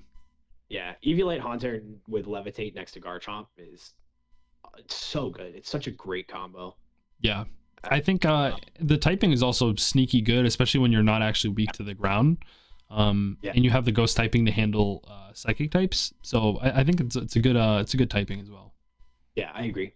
I think it's really good. So, and yet again, another just good solid pick from Andres, building a good sand team here. His team's so good. With the next pick, we have Sky with Ludicolo. Ludicolo is a mon that definitely runs better under rain than it does sun, but it can do some sun stuff. Yeah, because that grass water typing. Yeah. It's not the most exciting mon on paper. Its stats are just okay, but it definitely has a lot of different things that it can do. Its move pool, I'm pretty sure, is actually really good. Oh yeah, it's good move pool. So I actually really like this pick. It fits her team better than it does anybody else's. Yeah, so. For sure. And Fake Out, at the end of the day, Fake Out is just really good. It's a good like Assault Vest user. Yeah, I think it's just a solid pick. It's a bit of a supportive pick, but you know, a little bit it can turn up the offense a little bit if you need to. Yeah. But yeah, just another good rain pick, and I'm interested to see. Again, doesn't really have like a sun mode yet, but we'll see where she takes it. She's missing some offense right here, so I'm curious if she delves into that coming up. That is true. With the 7th pick of the 5th round, we have your pick of Sylveon. Yeah. I thought Sylveon fit my team so well. I love this mon on your team. Yeah. You have a very sound-based team, I noticed. It is funny that I have a sound-based team. I definitely had Primarina on my board for later. I, spoiler alert, didn't go with Primarina. It's too expensive. But Sylveon I really like. Special attack 110, special defense 130. Fantastic. Pixelate is a broken ability. It's so good. Pixelate makes those hyper voices hit so hard. And then I only have 65 attack, but Pixelate quick attack, fantastic. It's so good. Yeah, it can pick things off for sure, or activate like an ally's weakness policy. It can do a lot of things. Yeah, I like Sylveon a lot. I love it next to Blood Moon Ursaluna in particular, because you have the ground and fairy coverage, which is notoriously really good. Because you have fairy types, you can spam the fairy type moves, and typically you'd want a poison or steel type to resist it, and Ursaluna eats those for breakfast with earth power. So it's a really good synergy. It's good synergy with Oranguru if it could sit there and instruct you to keep using hyper voice. Like that's just a scary mon. It's hard to get rid of. It's sneaky bulky. I mean, 95 HP, 130 Spit F is really bulky, even though the defense stat's only a 65. If you can build around it and support it, like it can be really bulky and it's gonna hit really hard. Oh yeah, and it's another mon with a lower speed tier. It does have the same speed as Oranguru. So I'll have to play around with that to make sure they're not speed tying. Right. But it's really gonna do Trick Room. Yeah, it's definitely like I think if your entire Trick Room mode was just the Ursaluna, Sylveon, and Oranguru, like honestly that's kind of all you need for a Trick Room mode, and it's like anything else you get is just gravy and icing on top, and just throw a physical attacker on there and call it a day. Exactly, yeah. So definitely a good pick. I like it. The last pick of the 5th round, we have Minesweep with Crocodile. Another type overlap with Dart. Yeah, another dark type. Decent amount of type overlap here. Yeah, but it's got 3 incredible abilities. 3 really good abilities. Yeah. And it's hard to prep for because of those abilities. You don't know which one's coming. Yeah. It's got decent bulk in the 80 defense, 95 HP. It's not the bulkiest at all, Yeah. but it's decent. 117 attacks, really good. It's not, again, it's not the best that we've seen, even on his team, but 117 is nothing to laugh at. And then it's a little bit faster than people think it is. It's a really interesting speed tier. It's faster than the 90s, a little slower than 95s, but I think Crocodile's a really good mod. And he definitely needed an Intimidator, so I think Crocodile's a perfect fit, even though it does have that type overlap with Dark. But I think it's a really good fit. Yeah, I do too. And it's a good it honestly reminds me a lot of like Lander's Therian, where it's like it's not the stats aren't anything overpowered, but they're really solid and well rounded, and you can kind of do a lot of things. And it's just honestly just an annoying ground type with Intimidate or Moxie. It's a good choice scarf from Pokemon with a good speed tier. And yeah, with Moxie, he could really just get the ball rolling and just be like a really scary threat. Yeah. And yeah, and having a couple immunities and just typing wise, like he could be a handful for a lot of teams, just like typing wise alone. So definitely a really good pick. Those Earthquakes next to Dragonite. Yeah, totally. And honestly too, like it's just like a generally good Pokemon that is probably gonna fit along with pretty much anything else he drops after this as well. So, and that concludes our 5th round. So what stands out to you in this round? What stands out to me is how good of a budget pick Floatzel was. Yeah, honestly, it filled a niche that he needed really well for a good price. It definitely did. Sky's Draft is standing out. Yeah. I just don't know what's going through there. Yeah. It's all been good mods. Oh yeah. Just really curious about that Sun mode. Yeah. And then once again, Andres makes a perfect pick, and it's kind of ridiculous at this point. Yeah. That he just doesn't miss. I think you had my favorite pick of this round. I think the fit of Sylveon on your team is just really good. But I will say, I think this whole round, I think fit wise, everyone kind of made a really good fit for their team. I think Lucario made sense for my team. Rhyperior made a lot of sense for KingYveltal, and just goes on and on. I think everyone's starting to fill in their own lanes of whatever direction their team is going in. Now that we're at the halfway point of the draft, who do you think's got the best team so far? The best team overall, I mean, I think Andres is building the most I think he's building the scariest team with just like a good sand team. Honestly, I think your team is really scary. I think right now you're still just kind of missing the partners for Komodo to really flourish, but your Trick Room mode is really scary. And yeah, overall I think my Fire, Water, Grass, Dragon, Fairy, Steel cores I think is like decently well rounded, although I don't think any of my mons maybe stand out as much as like some of the other teams, like with Jordy's like rain mode that's going on, because that's really terrifying too. Yeah, Jordy's team is really good right now. Yeah, but honestly I think I could say great things about everyone's team. I think Sky's team probably feels the most incomplete, but that's mostly because she drafted Torkoal round 1 and just hasn't followed up with anything else at Sun. Yeah, which she still has more time to do that. I would say at this point though, that's probably the one team where I feel like, all right, there's something else that's going to be coming. It's just not here yet. You can just feel it. Yeah. I think I also feel a little similar with Minesweep, where I feel like with some of the overlap, it's a lot of physical attack. It feels like he's building something really good, but it doesn't feel like we're there yet. Whereas like Andres feels like he's got 5 mons and he could bring all 5. He doesn't even need a 6 mon. He's got a good team, so. Yeah, and then Yveltal is building a very physically defensive team. Yes. He's got those body presses on deck, but he's also got Chandelure, so his team's also very good. And then Andy's always scary. Like his team, so scary to look at because you just don't know what absurd thing he's gonna pull out of his hat. Yeah, he's a menace. That team is the best way to describe it. Yeah, he's a menace. But yeah, I'm really enjoying how this draft has come up so far. I agree. Me too. Okay, and with the first pick of the 6th round, Minesweep takes Riolu. Yeah, we all know what Riolu can do. It sits there and it pranks your coaching. Yeah. It can do some like other prankster stuff, but it's mainly used for prankster coaching. And with Minesweep's team being as physically like heavy as it is, prankster coaching is fantastic for it.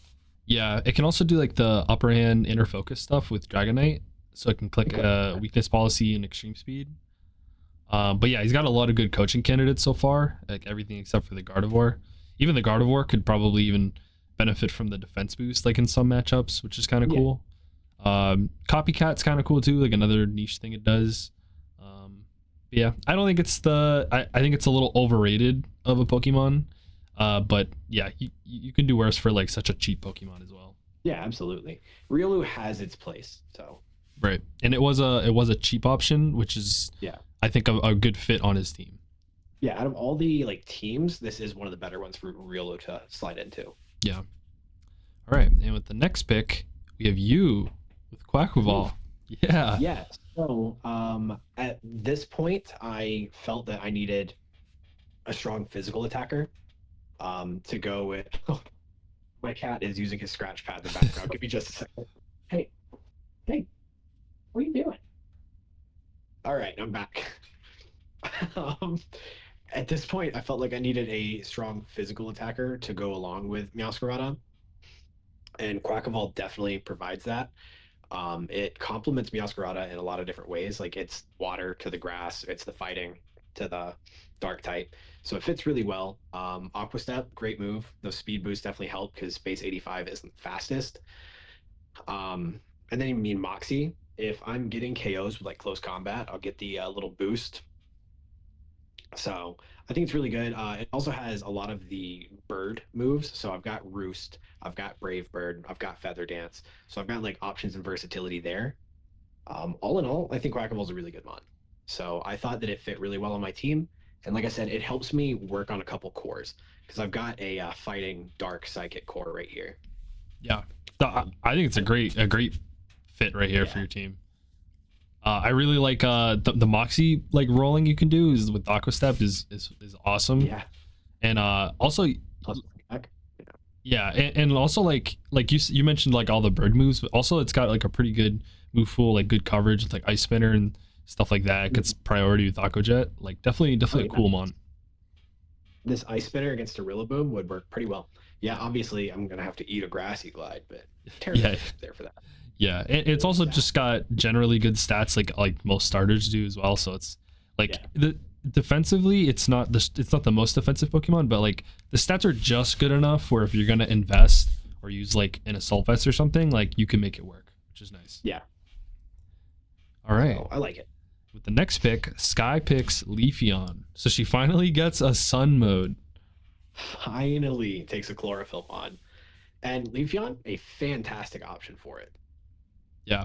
Leafeon is my cat sneezed now. I'm sorry. Leafeon's pretty sneaky. 110 attack, 130 defense. Pretty good stats. It's not slow. It's got 95. Yeah, it's like weaker on the special attack, special defense, HP side, but Chlorophyll definitely helps a lot. And it does activate her Sun mode. I think Leafeon's a great pairing with Torkoal. Yeah, Leafeon's not going to be as good under Trick Room like Torkoal will be, but that's fine. You don't need it to be. Yeah. So. Yeah, I think it was. Yeah. There's a lot of Chlorophyll users, and like I actually really like Leafeon. It's just like it's one of the better physical Chlorophyll sweepers, and yeah, it's sneaky bulky. It's sneaky fast as well. Like base 95, it's not the fastest thing on the field, but like especially for an evolution, like it's pretty quick. Yeah. And yeah, I do think, as far as Sun Sweepers go, you don't get the attack boost from the Sun. So like 110 attack, it's definitely strong, but it's probably going to feel a little lacking in some matchups. But so I feel like she'll probably want to pair another like fire type to go with this. But I think as a start, this is a really good pick for her Sun mode. Yeah, and I mean like even in like a rain mode, Leafeon doesn't benefit from the rain, but you can still slot it onto your team if you need like a physical attacker. So yeah, for sure. I mean, grass types always appreciate rain for the minimizing the fire damage. So as long as you're avoiding hurricanes, like it can definitely benefit there too. Yeah. All right. The next pick, Andres goes with Murkrow. Andres. Oh man. Played Murkrow before.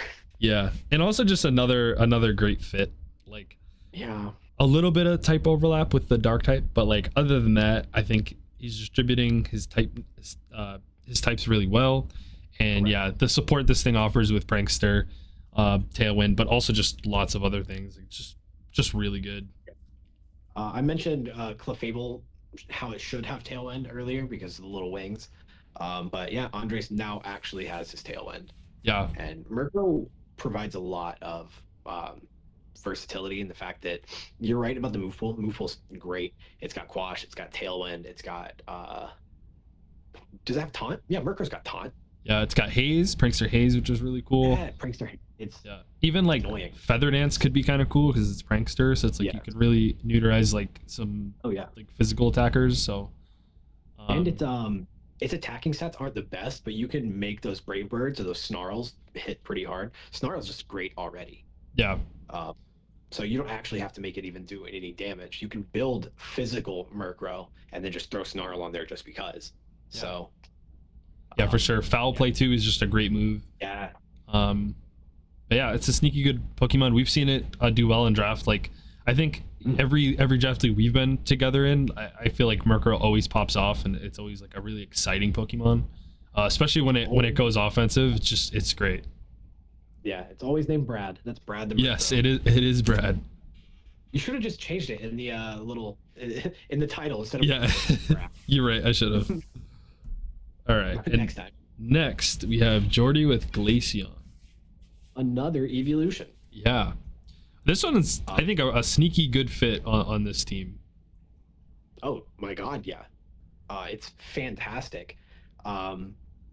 It's got the same stats as most evolutions. So, but this one's the 130 special attack, 110 defense, 130 special attack, freeze dry. That's annoying. Yeah, honestly, annoying. Yeah, it's really hard. The fact that it's a base 130 special attack stat on an ice type with like freeze dry, like that really is just insane. Its defensive typing is bad, but like its defenses are actually pretty decent. The HP's low, but good defense stats. They kind of cancel each other out a little bit, but yeah, it's a good Terra candidate to get around that bad defensive typing. Yeah, for sure. And like the offense is already there, so if you can shore up the defense with Terra, like this thing can definitely put in work. Yeah, I like Glaceon a lot. That's how many evolutions we have so far? 3? Sylveon, Leafeon, Glaceon. Yeah. Yep. Yeah. None of the original ones have been picked yet. The 3 latest ads. Mm-hmm. With the next pick, we have Andy with his Colossal, a little signature mon, kind of like the Flamigo. If you've ever watched an Andy the VGC video, you've probably seen him feature one of the mons that he's drafted. Yeah, literally. They're all very, very Andy pilled. Yeah. He played Colossal a lot in Sword and Shield. Colossal's fantastic. Its abilities, Flame Body is the one that I feel like you see the least on it, because Flash Fire and Steam Engine are both just so good. Yeah. Andrew is a huge fan of Steam Engine weakness policy, getting a little like Aqua Jet into this thing and going off. Yeah, he's got Water Shuriken. He's got already, or even just Aqua Jet, right? Because Smeargle gets any move. But I think the combo of running Water Shuriken on Smeargle with the Annihilate and with the Colossal is kind of a cool little combo. And then you can follow it up with the Co-Star Flamigo.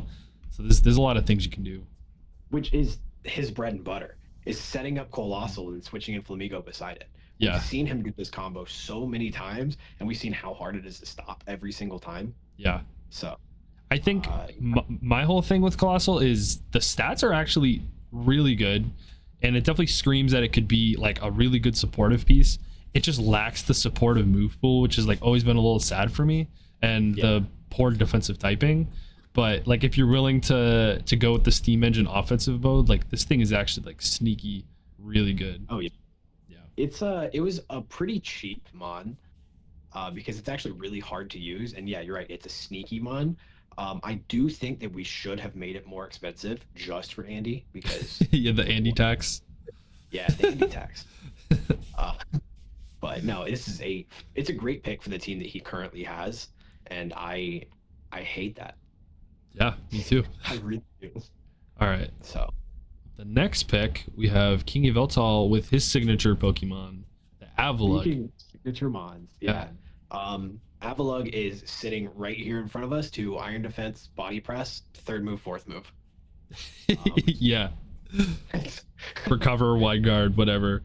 Yeah, whatever. Yeah, Yveltal. Well, no, not wide guard because that's a protect, and Yveltal doesn't run protect. Yes, that is something about KingYveltal. He refuses to run protect. But if you don't know, I'm pretty sure he has the highest placement with an Avalugg out of any tournament in Scarlet and Violet so far to this point. I'm pretty sure. He got like top 100 in one of the regionals, like with an Avalugg team, and he uses the Avalugg. He's not just slapping it on there as a 6-mon. Like he uses Avalugg. He's a big fan. We've seen him use it in draft. Yeah, he uses this one and he uses Hisuian Avalugg. I didn't know which one he was going to draft, but I knew he was drafting one of them. Yeah. So. Yeah, it seems really slow so far, but really bulky. Yeah. Really bulky. Yeah. So. And like Avalugg's stats are like, you look at them, they're kind of insane. Like it hits hard. It reminds me of like a slower Cloyster, but actually with a really usable attack stat. Like Cloyster has very low attacking stats, which, you know, it has Shell Smash to help with that, but this thing just right off the rip, 117 attack with ice typing, which is a good offensive typing. Yeah. Like just really strong. And then you get the body presses, which is obviously what makes this thing really scary. That you look at all of its like stats and they're just ugly numbers because they're not divisible by 5, like almost everything. But that's just Avalugg. Look, if you just look at it, yeah, it fits. A little rough around the edges. Right. He doesn't even have to get the air defense off. He can just body press and still be taking KOs. Yeah, for sure. So, yeah, this mod doesn't want to get burned, but it's fantastic. Yeah, and I will say so far he's got the Tailwind mode and he's got a Trick Room mode, and it's got some pretty scary threats like in both, which is pretty cool. Oh yeah. So he also 2 ice types too. I'm pretty confident he's the only person who's drafted 2 ice types so far. Ever. Yeah, ever. Okay, and next we have Poltegeist for my team. Yeah, so I picked this thing just primarily because it's a good imprisoned Trick Room setter. It's also like really good special attacker. It's got Shell Smash, it's got weak armor, it's got a lot of cool things it can do. The one thing I don't like about it is it's like move pool. It doesn't have a lot of coverage, but other than that, I think it's a sneaky good sweeper, especially with like the Shell Smash stuff, but even in Trick Room. And I really needed like a Trick Room on, and I was just looking for a Pokemon that like I was interested in using, because there's a lot of Pokemon that can set Trick Room or prevent Trick Room that are just kind of boring, and I thought this one had a little more flavor, it does a little bit of upside to it, you know. Yeah, I like Poltegeist. Obviously, it's not going to get the same limelight that its cousin Sinistra is going to get. Mm-hmm. But I still really like it as I'm on. The move pool, like you said, isn't the best, but the 134 special attack can definitely take advantage of the moves that it does get. And you're right, it is a support mon with the Imprison Trick Room. It's a good option for those. Yeah, it's not fast, but it's not like the slowest, so you could run it out of Trick Room, you could run it in Trick Room. Yeah. So it opens up a lot. And just Ghost type in general, I really like. And it also just fits your team. You didn't have a Ghost type up to this point, and I think that it fits really well. You've got like a mix of physical and special. You're leaning slightly more special, but I actually really like this pick for your team in particular. Well, thank you. And that does conclude our round 6. So yeah, what stands out to you this round? I think that this round, honestly, nothing is really super surprising. Everything just made sense. I am proud that Sky finally has a mon to take advantage of that sun. Yes, that was the big reveal for sure. Yeah, that's the big one. I do think honestly the most surprising pick might be your Poltegeist, but it makes sense. Yeah, I tend to agree. Like, I think in retrospect, like there's just a lot of Pokemon I could have picked besides Poltegeist, but I am overall happy with it. I also think Andres with the Murkrow, like he grabbed a Pokemon this round that like is probably going to be a staple every single week moving forward. So like Okay. in terms of that, like I think he got a really valuable mon. Most teams got a Pokemon like I envision they'll be using a lot, but I think Murkrow's Yeah. the one that I look and I'm like that could be a crucial part of his strategy every single week. Yeah, yeah, for sure. I agree completely. So, yeah, it's probably the best pick of the round. Yeah, but also the most expensive. So you know. Yeah, But, yeah, all right, for sure. on to round 7. It's back to me with the wheel pick, and I did go with Toadscruel. This mon I think is just really good. Like you look at the stats, even regardless of the bad ability with Mycelium Might, like the typing's really unique. Good speed tier, very bulky on the special defense side, and just has so many good supporting moves. Like it's honestly, it can kind of fill the role of a Mungus, and it has Trick Room, which is that's just insane. Like I'm surprised we don't see it more, to be honest, like on the ladder. But obviously the ability is a big hindrance. Oh yeah, if it had any other ability, it would be used so much more. Yeah, Mycelium Match is really unfortunate. if it had no ability, it'd probably be used more, to be honest. Correct. So it's definitely a really good mon outside of the ability. The 100 speed is so good. Yeah, So if you have a way to get rid of that ability, like a Worry Seed or a Wheezing, a Coughing, if you have any way to get rid of that ability, you now have one of the best mons out there. yeah, for sure. You Spore with 100 speed, Yeah, insane. yeah. So yeah, it's a really scary mon. I also think it's also the kind of Pokemon you have to respect in the builder, which is nice because even if I don't bring it, it's like you're gonna have to bring safety goggles or Terra Grass. You're gonna have to do something about the fact that this thing it poses a threat. So yeah. all right, with the next pick, KingYveltal picks Metagross. Which doesn't this just feel like a KingYveltal Pokemon? Oh yeah. Once again, just bulk. Yeah, bulky Like offense. this is the thickest team out there. it's insane. But Yeah. Clear Body, fantastic ability. Mm-hmm. I really like Clear Body because it's just gonna sit here and it's gonna ignore your intimidators. Mm-hmm. It's gonna ignore a lot of other things. It's gonna ignore like a prankster fake tears or something. You know, Yeah. like it's Icy Wind, it's drop. an icy wind, a snarl. Well, a snarl doesn't matter, but it's gonna ignore everything. Yeah. It hits really hard. Those bullet punches are those bullet punches hit really hard. Mm-hmm. It's also another body press mon, so I think it doesn't. Go ahead. one thing I like about Metagross too is that it's reminiscent of last generation, Gen 8, when everything was running weakness policy. And one thing I like about Metagross is it's bulky enough and the typing allows it to still run weakness policy and just make it like a super terrifying threat. Yeah. And he actually has kind of multiple Pokemon like that. Like I would say Rhyperior also fits into that boat. And honestly, like Bax could probably do it and Avalugg could probably do it too. And yeah, so I like that aspect of it too. Yeah. No, he's got some really good options to go along with this Metagross.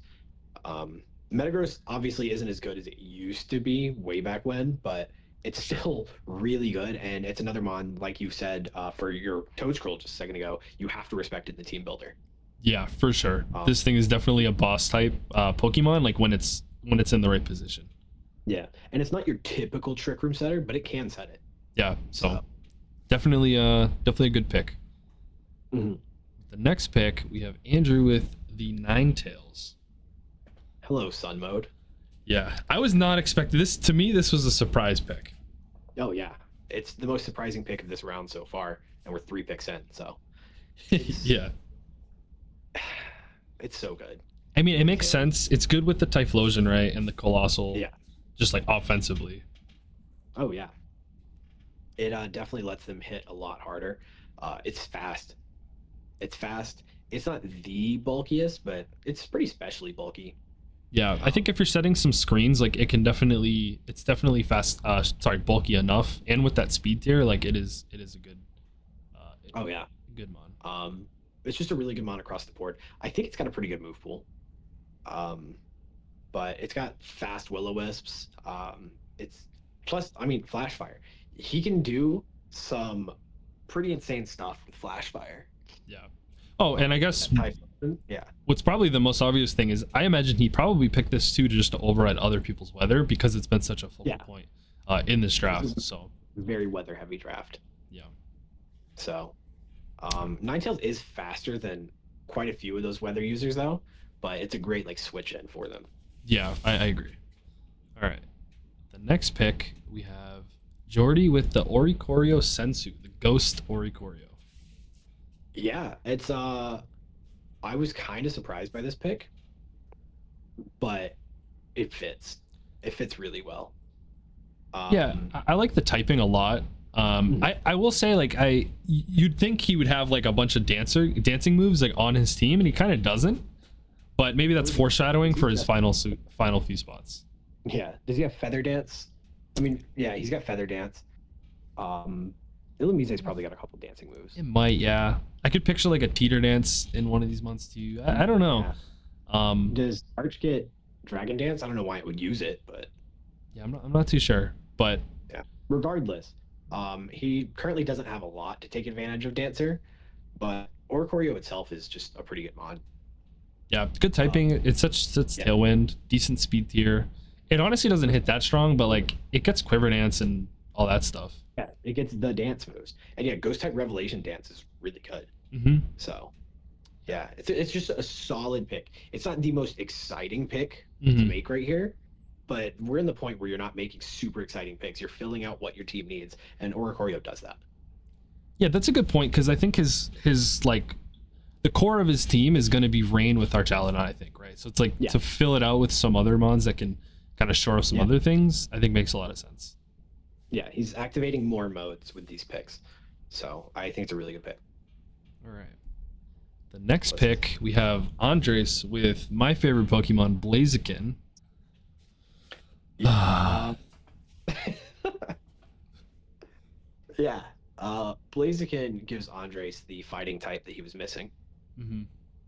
Yeah, it's a really good coaching mon too, and like he's got several Pokemon. I mean, honestly, his whole team outside of like Haunter and Murkrow, I guess, like could benefit from like a coaching. Yeah, it's not the fastest. It's only 80 speed, but turn 2 after that speed boost. Yeah, for sure. So if you let Blaziken sit around for more than a turn, 2 turns, it's gonna outspeed. So it's really scary. Especially if you set it up next to like Tailwind Murkrow already, you're going to be outspeeding everything. A lot of people count outspeed stuff under Tailwind, and Blaziken's speed boost is just going to ignore that. Yeah. Firefighting, it's one of the firefighting starters. It's not the greatest type combo, but we also know what it can do, and I think that this fits on Andres' team really well. He needed a fire type, he needed a fighting type, and he gets both of them in one mon, and a mon that's actually pretty good. So yeah, I agree. And what I've used it in draft many times, and one of my favorite things about it is that it is a mixed attacker. And it's like people think of it as a physical attacker, especially with like Swords Dance and the speed boost to help. But it can actually hit like really strong overheats. It gets like a lot of good special moves, and yeah, I think it's a very flexible mon. Well, and it fits really well on his team. Like it slots in perfectly, I think. Yeah, I don't like his draft so far because he made a bad pick. Yeah, his draft is terrifying. It's a really well built team for sure. Yeah, he doesn't miss. All right. So and we have Sky with the Alolan Executor. Yeah. This is one of the funniest mons of all time. I love Alolan Executor. Why is it a dragon type? None of us know, but it is, and it definitely helps in the sun mode. Yeah, for sure. It's also another Frisk mon, and Frisk, as we've talked about, is such a good ability. We talked about it when Andy drafted Typhlosion, how good Frisk is. Yeah. So Frisk is going to open up a lot of things for Sky to be able to do. Alolan Executor is fantastic under Trick Room. It's got a great special attack. Those Draco Meteors hit so hard. But I mean, you can run physical if you want to. You shouldn't, but you can. Yeah. But yeah, I mean, Harvest, you've got Harvest shenanigans too. You don't have to run Frisk. Yeah. So if you want to get really weird with it, you can. But I think that this pick is actually really, really good for her team, and it opens up some stuff that she was missing. Yeah, no, I agree. I actually think it's one of the better Trick Room setters next to Torkoal because of that harvest ability. Yeah, so I agree. I mean, one issue I can see is that it is her third straight grass type, which, you know, could be considered an issue, I suppose. But in terms of all the grass types, I like this thing a lot. Like, I think, I mean, Ludicolo made a lot of sense for the rain mode, and I think this makes a ton of sense for the sun mode, especially since your sun setter is Torkoal, who just loves the Trick Room. So yeah, makes a lot of sense. I really like this pick for her. Mm-hmm. And the next pick is yours with your boy Magmortar. I know you had your eyes on him going into the draft. I did. At this point, all of these mons were on my board going into the draft. So I was so excited to get him. And I don't know if you remember, but the moment I drafted him, everybody was just like, no. Mm-hmm. He was on so many people's boards. Mm-hmm. Because he's not that expensive. He's not that expensive, but he's so good. 125 special attacks, fantastic. Flame Body, Vital Spirit. You know, I'm running Flame Body most of the time, but Vital Spirit's also really good in its own right. Mm-hmm. 125 special attack, like I said. The Spadef is really good, and the elephant in the room it's a follow me user. Mm-hmm. Yeah, follow me user. A great one. Wisp. Yeah, those flamethrowers are gonna hit hard. Like Magmortar is a really good mon, and yeah, Eviolite Magmar is better. No one's gonna disagree with that, but I now have a mon that doesn't need Eviolite. Yeah, and it was a lot cheaper too. Yeah, it's a lot cheaper. So it opens my item up. Yeah, it loses some speed when it evolves into Magmortar, but like most of my team is sitting right here at 83 to 85. So it fits right in. It also fills out my Firewater Grass core. Yes, it does. So I needed that. Yeah, and I really like your Firewater Grass core too. I think it's like just an interesting combo. Added so much to this. Yeah, it hits hard too. It hits like a truck. Yeah. Like if you stopped like any kind of damage boosting item on this and you get the speed advantage, like this thing will definitely hit like a truck. And what a lot of people don't realize is like there's a sneaky little move that Magmortar gets, and that's T-Bolt. T-Bolt or Thunder on it. So I could sit here and send this thing out into somebody's rain mode and then just hit him with Thunder, and I win. So yeah, watch out, rain teams. Yeah, absolutely. It definitely helps cover some weaknesses that I had. Yeah, it's a pure fire type, but the redirection and its move pool just definitely helped my team a lot. For sure. I like the pick. Next up, we have Minesweep with Samurott, the regular vanilla Samurott. The Samurott that every time I've looked at, I just can't figure out. Like, I want it to be good, and I've never been able to make it good. Yeah. Its stats are weird. Like, yeah, it's got 95 HP, which is meh, but it's still okay. 100 attack and 108 special attack. They're not exciting. Like you can't sit here and scoff at them, but they're not the best. But it's also being run by Minesweep, who, like we've talked about, makes the wildest EVs. Yeah. So he's gonna sit here and make some sort of calc and for Samurott to pull something off, and I just don't know what that's gonna be. Yeah. So. No, I agree. It's definitely a toy for him with like the EVs and stuff. I remember this thing being decent back when Urshifu Rapid Strike was going around because it's got shell armor and decent defensive bulk. But yeah, I mean, I think this thing it can do exactly that. I think it can counter very specific Pokemon that you might struggle with. But generally, it's not going to just blow doors. Like I think it's going to be strong in certain matchups, and it also was like a cheap and well-rounded water type, which like you can kind of never go wrong with. I think bulky waters especially, like there's always kind of a role for them, and this was just one of the better ones in those cheaper prices. Yeah, and with there being multiple rain teams floating around right now, just having a water type, it helps. Yeah, for sure. This isn't going to be a mon he's bringing every week, but it does have its place. Yeah, I agree with that. And that concludes round 7. What was your favorite picks in round 7? My favorite pick of round 7 was my Mech Mortar. Mm. But I just accept. Sorry. Peeking out behind the Metagross is the funniest thing in the world. He didn't want to be rude and block the Metagross, so he went to the back. Yeah. It's so funny. I think that is one of the best picks of the round, that Executor. Yeah, actually, I agree with it. So this round had a lot of good picks, I think. yeah, there's some picks that you look at and you're like, oh, and then didn't expect that, like on paper. Mm-hmm. But I do think that every pick in this was actually pretty solid. My least favorite pick is probably that Samurai, but that's just because I don't understand it. Yeah, fair enough. I mean, it is just like an okay water type, and I think that's all he was probably going for with that pick. Yeah. But yeah, no, I agree. I really like the Blaziken pick. I really like the Magmotor pick. Mm-hmm. I mean, you might have my favorite pick in the whole round. I think just the value it provides both offensively and with Follow Me is awesome.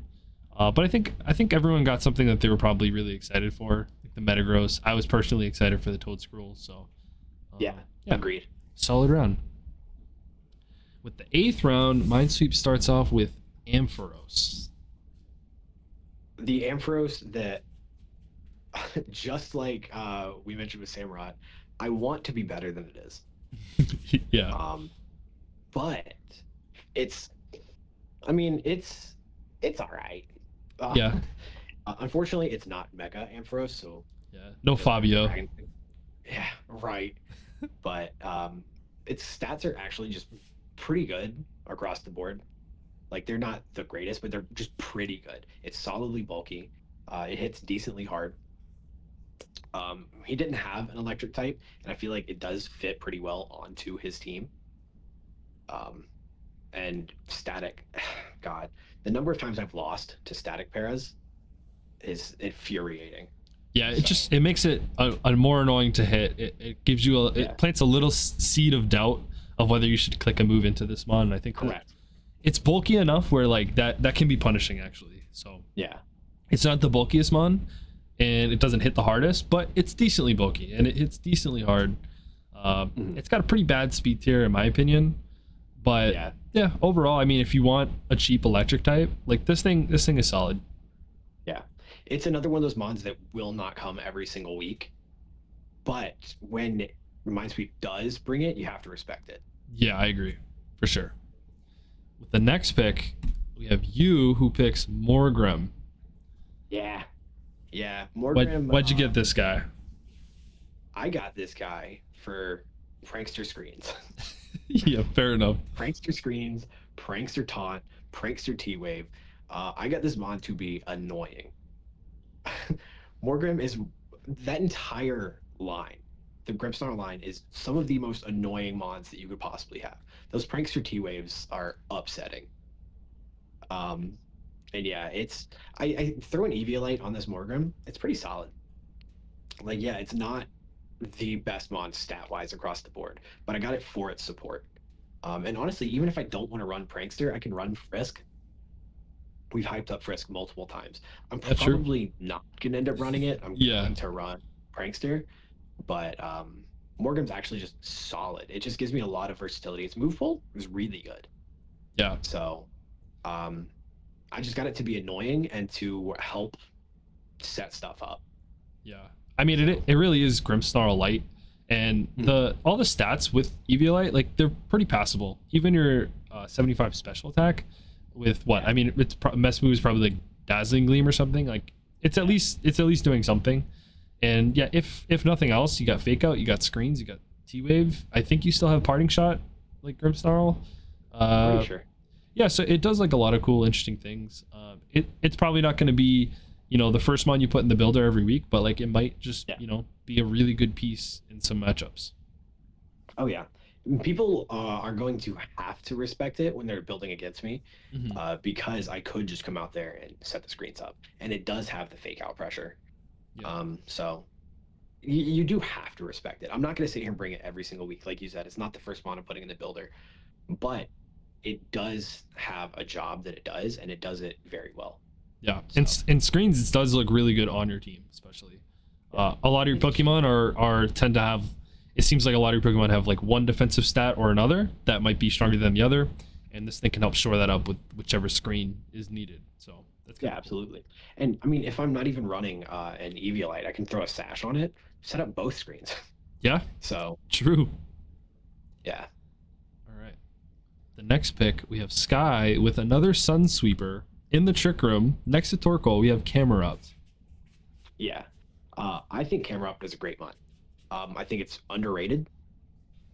I will say, Sky's Sun mode is really slow. Mm-hmm. Um, so Tricker needs to be set up. Yeah. But if Tricker is set up, it's running away with things. It's sweeping. So I really like Camera Up a lot. And also is a mixed attacker. It's got pretty solid stats. Like I mentioned a few picks ago, 100 and 105 aren't the best, but they are respectable. Mm-hmm. So I mean, you've got some anger point shenanigans. So I mean, it can do a lot of things. I have never used Camera Up, so I don't know the extent of what it can do, but I do really like it, especially on this team. I like it activating that Sun mode really well. Yeah, I think it's an okay pick. I mean, I think I really like Solid Rock Pokemon when Terra is allowed. Because if you remove the 4x weaknesses with Solid Rock, like it can actually be decently bulky. My only problem is on Camera Up, those defenses are actually like kind of not great. The offenses they're okay. They're in that okay range. With Sun Up, you're gonna be hitting decently hard with the fire moves. And I will say the combo of Torkoal and Camera Up, the eruptions go crazy, especially if Trick Room's already up. Yeah. I guess if I had a critique, it's just that like it is just another type overlap pick. It has a lot of overlap with the Torkoal just in general. So it makes me wonder if there was maybe another better value pick that you could have got. But I do overall still like them on the team. And yeah, offensively, I think it's really interesting. Ground and fire is I think it's a unique type combo. I don't think anything else has that type combo. And yeah, I don't know. I think it's a decent offensive piece. Yeah, it's not going to be the mon that you're going to want sitting out there while you're setting up Trick Room. Mm-hmm. But it is a great mon to switch in once Trick Room is already set up. Yeah, so for sure. With the next pick, we have Andres with Chimecho. Chimecho, one of WolfClick's favorite Pokemon.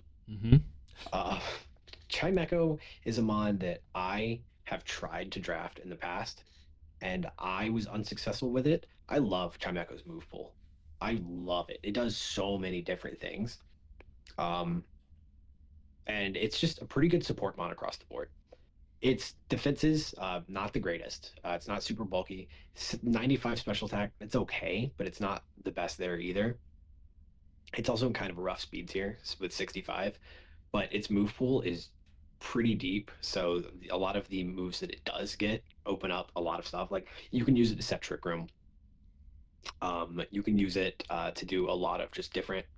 Like, does Chimecho get the screens? I think Chimecho gets screens. I think it does. Yeah. It's not fast, so it's not going to set them up quick. But like, you have the screens. You have Imprison. Yes, you have Imprison. So yeah, it's kind of an annoying mon. It's the first mon that I feel doesn't like fit his team perfectly, like the others, but it does open up Trick Room. It does open up Imprison. So yeah, it's not a bad pick.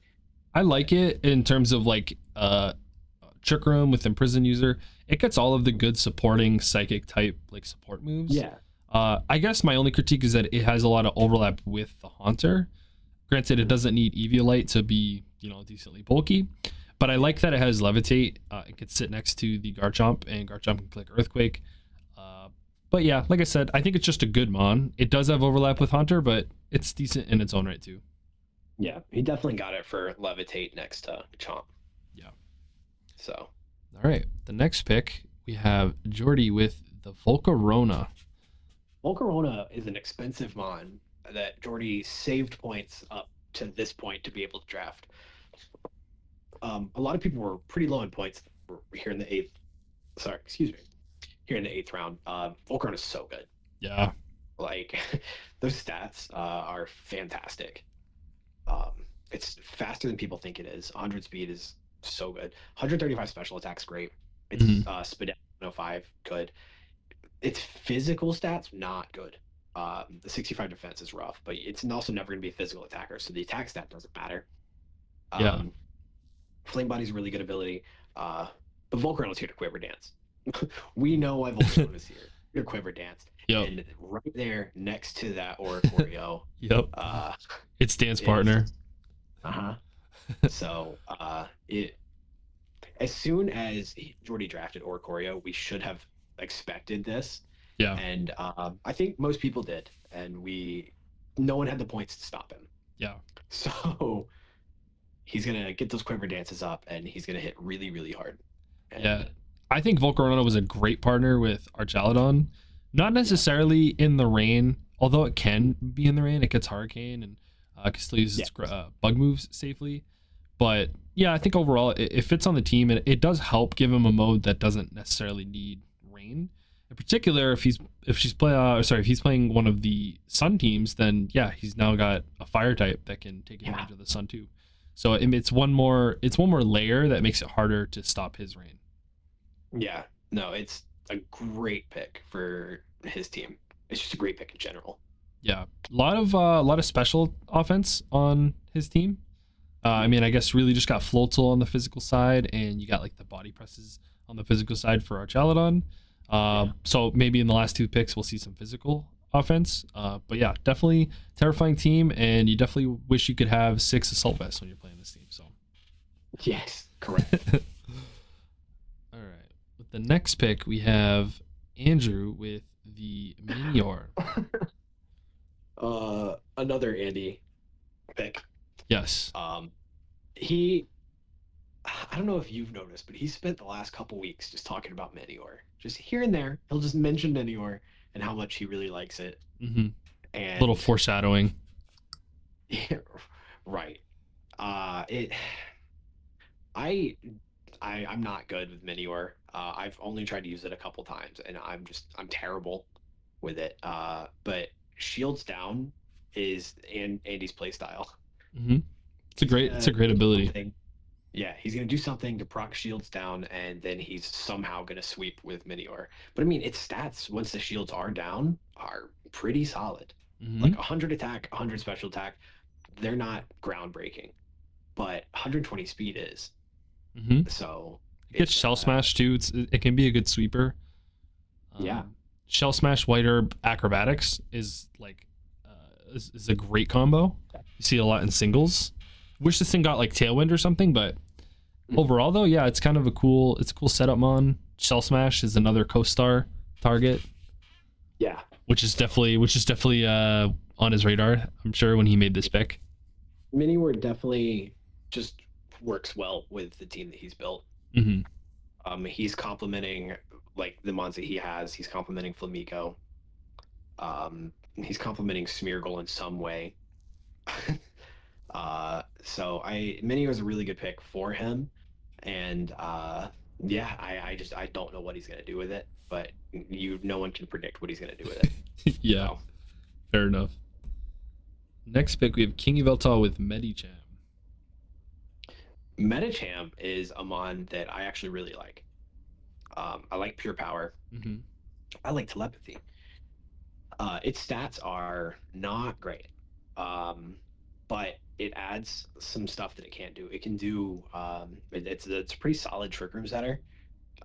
It's not going to survive a lot of hits, but you can bulk it up, and it's got some pretty good support moves. It's got Skill Swap. It's got Trick Room, like I just said. But yeah, and then I mean, Fighting and Psychic is a fantastic type combo in my opinion. So it's got a lot of pretty good stab options. So even though its attack and special attack aren't very good, it can do okay damage. Yeah. But it's not here to be the attacker. It's here to kind of set up some other stuff, do a little bit of chip, and then have something else do it. Yeah. It's gonna fake out. One of his mons is gonna Iron Defense, and then GG. So. Yeah, I think the fake out support stuff makes this mon really interesting. It does hit pretty hard on the physical side too with Pure Power. which is kind of deceiving when you see that 60 attack stat. But so it can really be offensive or supportive, and also just some kind of cool combo of the two, which is just really cool. It's not the bulkiest, so it's like you gotta wonder, you're gonna run focus sash each week, or like how you're gonna make that part work, just because it's probably gonna go down to any super effective attack. But yeah, it's kind of just like another little toy for him to use. I mean, imagine giving pure power to Metagross or Rhyperior or Baxcalibur or Rillaboom and literally any of those mons, and it's terrifying. So yeah, something we should also mention is it adds coaching to his team. oh yeah, that's true. And he's got some slow-ish Pokemon too that, you know, Metacham can definitely be EV to outspeed. Give him a coaching boost. I like it. And with the next pick is me, which perhaps some more foreshadowing with my back-to-back picks with Pokemon and bad abilities. Slacking. I wonder what can get rid of those abilities. Yeah, this thing, I mean, similar to the Palafin, it's like the stats are just unfair. Like in Regulation H, there's a big downside of Truant, but what I like about slacking over Regigigas is that like you're not on turn 1, like you are an instant threat. You don't have to wait for Soul Start to kick in after 5 turns. It's like you're just boom, you're ready to go. You could switch out the following turn, or you can get like a neutralizing gas Pokemon, or find a way to override the Truant with like skill swap or something. And yeah, I don't know, it's a really strong Pokemon. It's kind of like a little boss Pokemon if you can get it in the right position. And it's decently fast, decently bulky, and hits like a truck. Yeah, it hits so hard, and that's what. It's a pure normal type, so you're not hitting anything for weakness with stab, but with 160 attack, you're basically hitting everything for weakness. You're hitting so hard. Yeah. So you get rid of Truant, and it's popping off because 100 speed, 100 defense. It's the 150 HP and 160 attack are so good. Yeah. You're not gonna Oko this. So and it's gonna Oko a lot of things back too.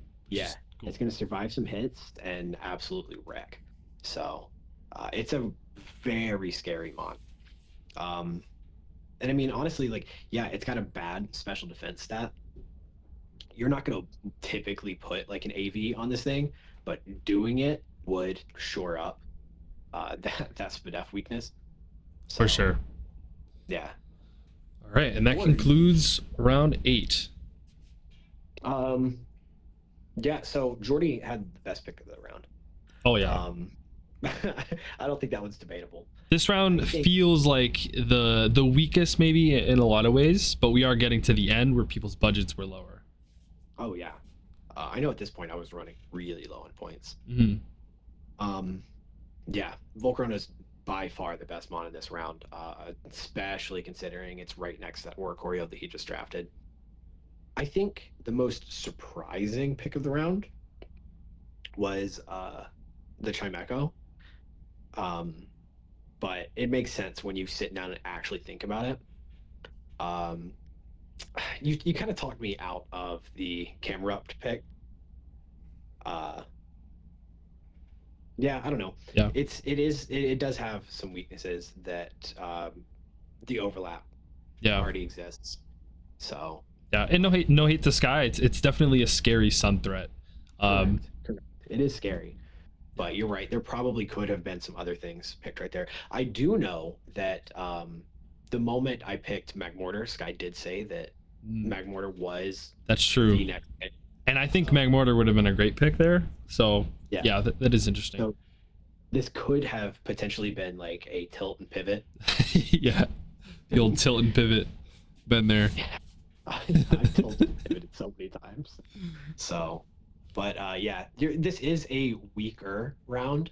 Yeah. But nothing on here doesn't help the team in some way. Yeah. I do think I guess my least favorite is also probably the Minior. It's not really a Pokemon I like to use very much, but like we said with the Co-Star Flamigo and just kind of the player that Andy is, like it feels like it made sense on his team. So oh yeah, he has a very specific play style, and it just makes sense when he drafts it. Yeah. Same with KingYveltal. KingYveltal's got a very specific play style, and all of his picks do that. So all right, and to start off round 9, It's my pick, and I do in fact pick up the coughing. I had the wheel pick, so when I grabbed slacking, I knew my next pick was going to be coughing. Yeah, I mean, this thing's a neutralizing gas bot. Decent support options. It's got haze, it's got clear smile, it's got will-o-wisp, it's got pain split. But more than anything, it's obviously here for the neutralizing gas to help the toad scroll and to help the slacking. And also just defensively to just counter what my opponents are trying to do, whether it's set up weather, whether it's prankster stuff. They will have access to like ability shields to counter that, but you know, I like, again, it's like one of those things where you have to respect it in the builder. So if you're going to use an item slot on ability shield, yeah, that kind of sucks for me if I bring the coughing, but if I don't bring the coughing, you now have a useless item. Exactly. And it's also just for me, it's probably better than any other item that they could have been running. So yeah, I kind of just like what it does for my team, and I like how it affects my opponents. So yeah, I don't really have anything more to say about the coughing. You kind of summed everything up. Yeah. It's annoying, but there was nothing anyone could have done to stop you. Yeah. And it's not a wheezing, it is a coughing because of my my budget didn't allow for a wheezing. But with Eviolite, it can be pretty bulky, especially on the physical side. So yeah. So yeah, I don't know, just a late round cheap mon that I think does a lot for my team. It does. It definitely, at the moment you started picking mons with bad abilities, everyone kind of knew what you were gonna do, what it Yeah. anyone else's team. Yeah. So everyone kind of had to let you do it. Yeah. But it opens up an entirely new mode for your team. And that being said, I would have been happy with just Toad Scroll. I like that Pokemon, you know, just by itself. But the fact that I had the wheel pick and I could lock in slacking, coughing together, it was just a no-brainer for me. Yeah, no, you have to. Yeah. So it's a really good pick, and it's annoying. And with the next pick, KingYveltal with Skarmory, another Iron Defense Body Press mon. Speaking of annoying, yeah, Skarmory's going to go out there. It's going to have Sturdy, so you're not one-shotting it. It's going to Iron Defense, and it's going to Body Press. That's what it's going to do. It's an awkward speed stat. Mm-hmm. So it's not going to go first in a turn. So it's going to eat a hit before it can go. And you just kind of have to hope that it doesn't get double targeted. Yeah. So you can actually get that body press off. But yeah, it's 140 defense. So good. Yeah. So, and Sturdy to help shore up the special defense. Yeah. Definitely be good. Really slow tailwind setter. But he's not going to use it as a tailwind setter. He's got Staraptor for that. But it's just a mon that it kind of has some overlap with the mons that he already has. So like I'm not the hugest fan of the pick here because it does the same things that he's already doing. But it's not a bad pick. Skarmory's never a bad pick. Yeah. So no, I agree. He's got overlap with the steel and the flying typing, and he's already got an Iron Defense Body Press mon. He's already got a Tailwind setter. So I do kind of agree. It's also just not a bad mon either, and it's a Pokemon that's really tough for a lot of other Pokemon to handle too. Yeah. And clearly with this team, he seems to really like the defensive Pokemon, and this definitely fits the bill. Yeah. So yeah, it's not a bad pick, but well, here it is. Yep. So in here we have Andy with Alolan Muck. So we got some moody shenanigans with the power of alchemy, some evasion moody stuff. Yeah. So this is the one thing that could have possibly been more annoying than your slaking coughing. Yeah. Putting this alone. I'd argue it is more annoying. It's maybe not as good, but it's more annoying. Yeah. The evasion strats. We know how everything goes. Mm-hmm. Alolan Muck's just a good bit. It's just a good mon. It's so annoying. It's so annoying next to Smeargle. The typing's really good too. It doesn't hit the hardest, and it's not. It's decently bulky on the special defensive side. Yeah, it doesn't feel like a Pokemon that's gonna run the show and dictate the whole game, unless maybe you're doing the evasion moody stuff. But it's overall just a decent dark type, and it's a decent poison type, and it's hard to go wrong. It's got a good move pool for those typings, and just a solid pick. So. Yeah, but we know why it's here. Yeah, it's there for one reason. Yeah, it's gonna sit here and it's gonna minimize a lot, and then co-star Flamigo's coming in.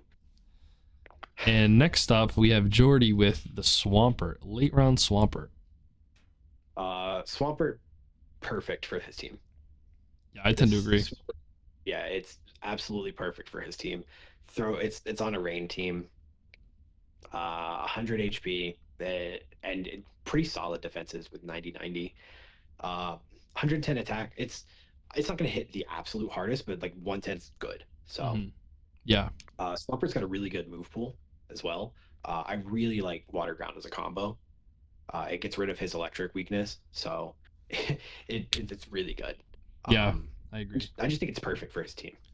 Yeah, I think So where he clearly went with a rain team, he actually surprisingly, this is only his second, his third water type besides the yeah. Pelipper. It's just his second like rain abuser. Mm. And yeah, I think it makes a lot of sense. I think the Earthquake next to Pelipper is kind of cool too. It's now his second wide guard user, which is obviously a really good move. It's unfortunate that Swampert doesn't get a better hidden ability with just having damp, but like Torrent in the rain like is actually going to hit really hard.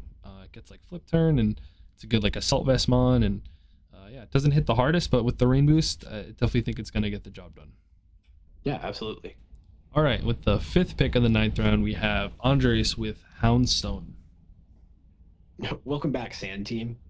Yeah, we're back at it. This pick made so much sense for his team. Oh yeah, yeah. Sandrush, along with a relatively decent stat pool. Yeah, I mean it's a really good mod. I have never used it myself, but I've seen people use Houndstone and make it like really good. It's a staple on sand teams, so it just makes a lot of sense right here. Yeah, it is another ghost type, so it is next to Haunter, and that it also shares like a dark type weakness with Chimecho. Yep, and Haunter. Yeah, and Haunter, but it just makes sense. Yeah, I think it gives his team an element of speed he didn't really have. He has a slower speed setup with the Blaziken. And I guess he has the Tailwind with Murkrow, but like this thing is instant speed without relying on the Murkrow, which is kind of nice. Yeah. 101 attack isn't that great, but Poltergeist is a really strong attack. He also gets Last Respects, which can be really strong. It even gets like Will-O-Wisp, some of the supporting ghost moves. Fluffy's even a decent ability if you just need a physical wall. And yeah, it's not the strongest Pokemon, but I think whereas you already have the sand on your team, it was just kind of a no-brainer. Yeah, I agree. All right, and the next pick we have Sky with another Sun Sweeper with Flareon. Yeah, it is again type overlap. It's a pure fire type, but Flareon was on my radar. Yeah, I know Flareon was on a few people's radar. For 3 points, this thing has 130 attack and guts, so it just makes sense. Yeah, I think I like this pick more than the camera up pick.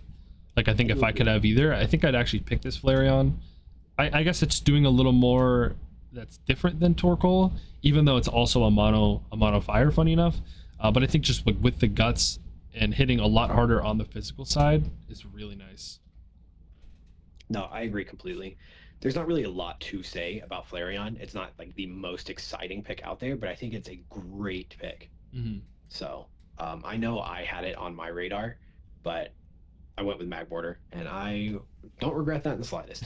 Yeah, and it's her second evolution too. So.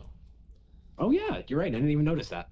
She's got a very visually appealing team.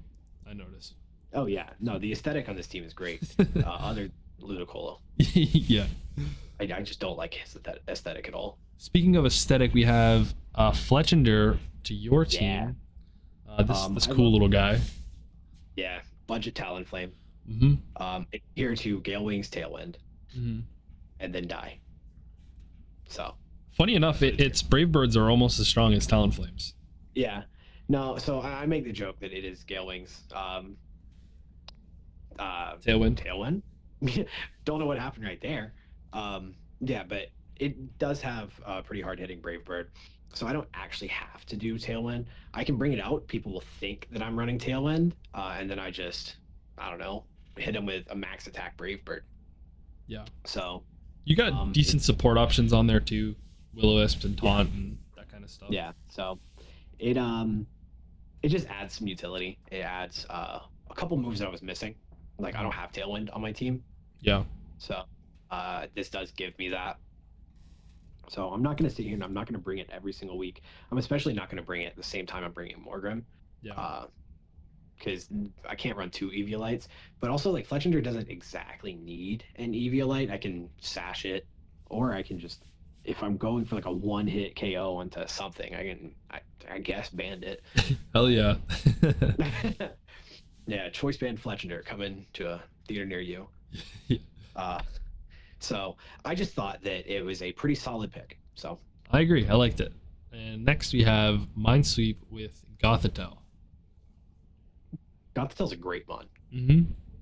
After Minesweep had a couple picks that I wasn't too fond of, he reeled me right back in with Gothitelle. Yeah. Another Frisk, but then True. competitive and Shadow Tag. Mm. We know what people can do with Shadow Tag. Yeah. We know that Perish Trap exists. Yeah. So there's no Perish Song on the team yet, but I just removing the ability to switch is just annoying in general. Correct. Yeah, and I mean Gothitel's stats pretty solid. Mm-hmm. So yeah, it's decently bulky. It can hit decently hard. Yeah. So I just like Gothitelle in general.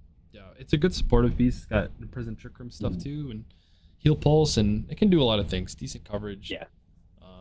Yeah, a little expensive just because of the high potential, the high ceiling it has with the Perish stuff. So it's interesting to see if he'll go with a Perish Song user for the last slot. But overall, I like this pick a lot. It feels very Minesweep as well. It feels like it gives him a lot of room for creativity. I do want to mention the fact that most of the teams at this point have completely shown their synergy, and then Minesweep's team exists. Yes, that's true. So yeah, he in a very, very similar vein to any Andy team. Minesweep's teams are going to be weird, but they're going to do exactly what he wants them to do. It's very true. And that does conclude our round 9. So we got one more round to go after this. What were your favorite picks here? I think that there were a lot of picks that just made sense in this round. You're coughing. I'm not going to sit here and call it my favorite pick because I can't. Same with that Alolan Muck right there. Yeah. But I mean, no, they were just picks that made so much sense, and they are great picks for the mons that you guys have. I just hate the combos. Yep, fair enough. Yeah, I think that Swampert and Houndstone are both picks that just made a lot of sense. They're really, really good for those two teams. Flareon, I love. I love that for Sky's team, but there is a lot of overlap at this point. Yeah. So as good of a mon as Flareon is, it's just kind of redundant. Mm-hmm. But it does hit really hard when you get it going. So that Sun mode is really good right now. But I do think my favorite pick this round, though, is that Houndstone. Yeah, I agree. I think the Houndstone just made perfect sense. I mean, similar to the Weezing and the Muck, like you said, they just kind of slotted on the team perfectly. I think my favorite Pokemon in terms of like what I think does for the team is actually the Gothitelle. Like I said, there's not necessarily like a clear Shadow Tag strategy going, but I think just the way he's building his team, where there's a bunch of different unique threats being forced to stay on the field when he wants you to, I think is just like a really cool element, cool layer to his team. So yeah, agreed.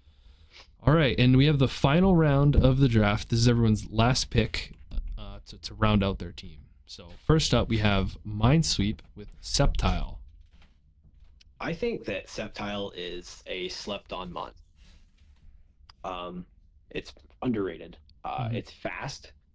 It doesn't hit the hardest. 105 special attack is good, but we've mentioned 105 and that tier multiple times.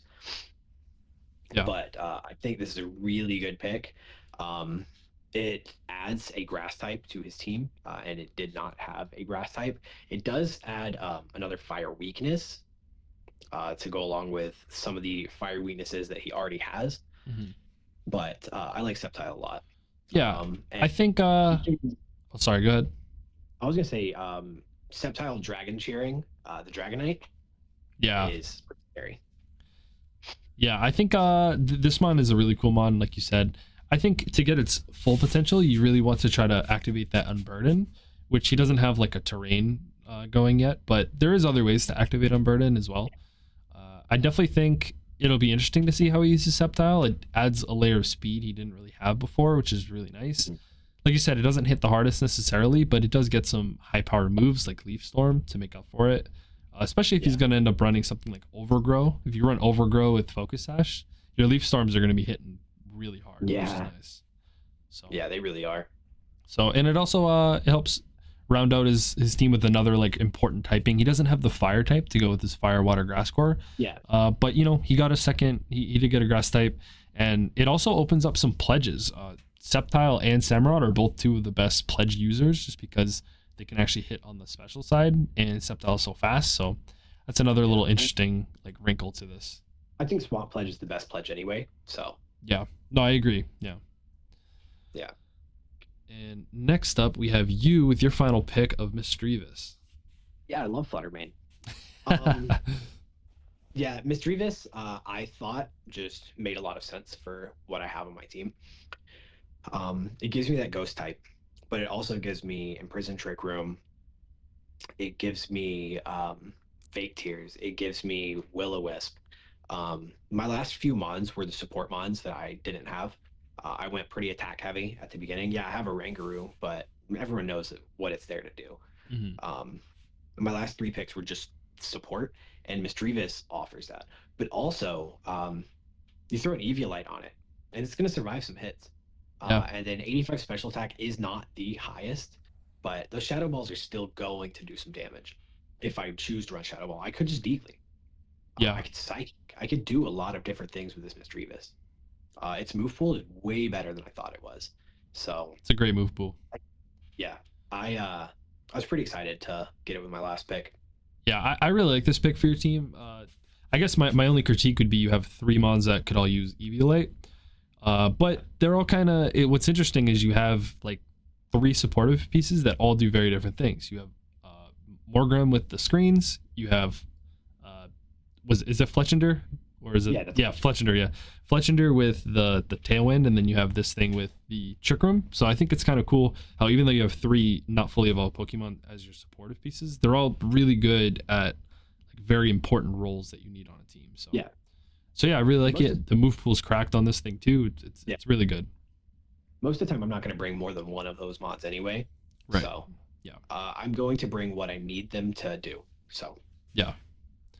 All right. With the next pick, we have Sky with Primarina. So another water type, but one of the best water types in the game, and one of the best fairy types in the game. Primarina is so good. A lot of people thought that I was going to pick Primarina because I was going really sound heavy early on. Yes. Then I surprised with Quackable. Yes. But no, I like Primarina a lot for the rain mode. Excuse me. Yeah, Primarina is fantastic. Water Fairy, great combo. Really good special attack. 126 is really good. Especially bulky. It's in an awkward speed tier. It's not very physically bulky, but it you know what it's going to do. It's going to Liquid Voice, Hyper Voice. It's going to Moonblast, and it's gonna hit really hard if you are not ready for that. Yeah, it's fantastic on a rain team. Yeah, I agree. I think, like, I guess my only critique is it feels like the whole team is fire, water, grass, fire, water, grass, fire, water, grass, which is my only critique. But I will say it's a little hard to critique that too hard because I look at all the pieces and I'm like, they do kind of all make sense. So yeah, this thing in the rain is very terrifying. I mean, if you're going to have like Kilowattrel, Politoed, this thing, like, I mean, and then Kingdra in the back, like that's already a terrifying core, you know, and then there's the sun mode of like the Torkoal and the Leafeon and the Executor and like Flareon. Like there's a lot of cool things going on. I am curious to see how she's going to choose to balance how much sun, how much rain. I think right now, I think the rain looks like a little more structurally sound, but the fire has a lot of firepower too. So yeah, I don't know. I like It it. just relies on Trick Room. Hmm.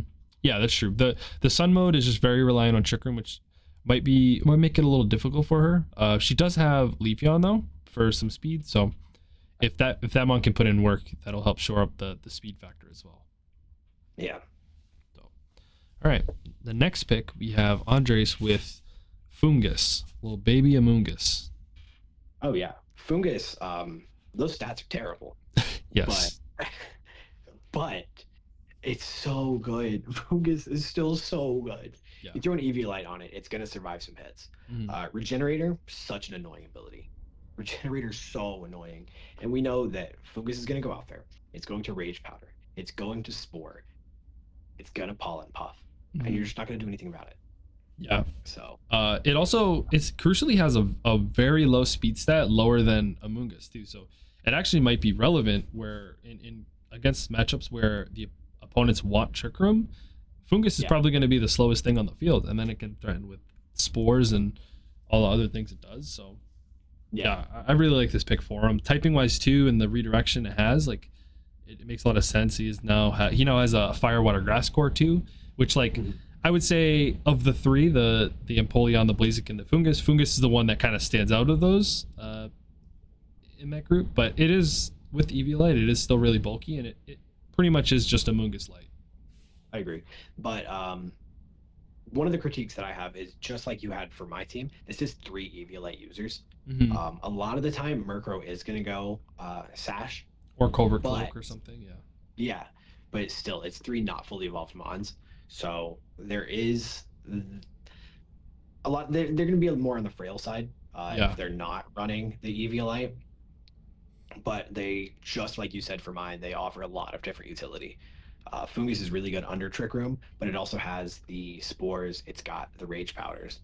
Murkrow has the Prankster Tailwind, Prankster Quash, Prankster Taunt, all the annoying Murkrow things. And then Haunter hits hard. Haunter's fast. Haunter has Levitate, and Haunter's going to imprison Trick Room. It's got a lot of different things that it can do. So very similar to how mine was with the 3 not fully evolved mons, but they just make so much sense. Yeah. So. All right, and with the next pick, we have Jordy with Alolan Dugtrio. Alolan Dugtrio is a mon that I've only ever used in Pokerogue. But it's fast, and those Earthquakes are going to hit pretty hard. Yeah. It's another Earthquake mon. That's 2 in a row. But it's good. But it is a Dugtrio. Yeah. I wonder if he has like some like secret tech in mind or something with this thing. I mean, I guess maybe like Rock Blast, I suppose, is what he was thinking with the Stamina Archaludon. Yeah. Typing's really good. The speed and attack are very usable. It's very, very frail, but you can throw a Focus Sash on it.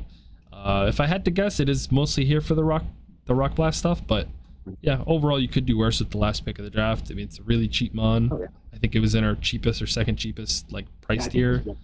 Yeah, so yeah, no complaints here from me. Yeah, no, not at all. And with the next pick, we have Andy with Golduck.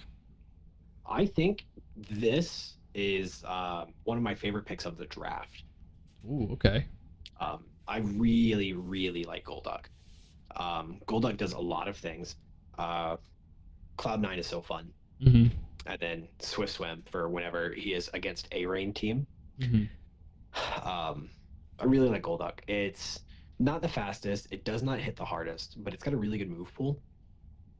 And like I said, Cloud9 and Swift Swim just really like make a difference.